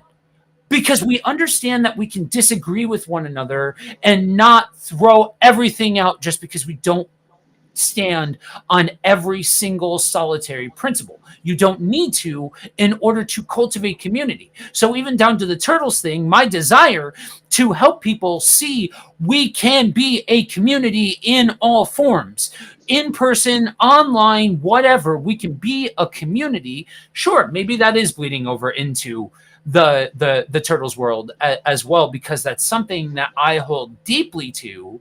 And so it's influencing these different ways. Amen. Yes, sir. Well, we're getting ready to bring this plane to a landing. We want to hear from you about today's stream. If you're watching, lurking, we want to hear about some of your questions or concerns. And feel free, if you want to leave them now, we're waiting here. If not, definitely you can comment on the stream at any time you want to. Also, you can message us as well. Feel free to do so. With that being said, I want to say this stream has been really good in the sense of informative. It's been powerful. It's even been controversial. All those things that make Let It Rip amazing, because you can have all those beautiful moments in one stream. So I'm gonna turn it back over to you, Joe, and we'll go from there. Okay, guys. So TLDR of the stream, be like Cedric. No, seriously, shout out to Cedric for being in the chat and engaging and all that kind of stuff. Like T said, we value hearing from you guys, so feel free, guys. For those of you that engage in this sort of thing, happy Easter. Happy Resurrection Day, whatever you want to call it. I know that Easter can be a spicy word for some, but regardless of what you call it, my hope is that you can find a body of believers and engage with them, or at the very least engage with God and on this day. So guys, until next week, where we are again live Friday and Saturday, 9:30 a.m. Eastern. I will let you do the math on your local time zone. Until next week, guys, remember two very important things: that you are prayed for and you are loved deeply. All right. Peace, y'all.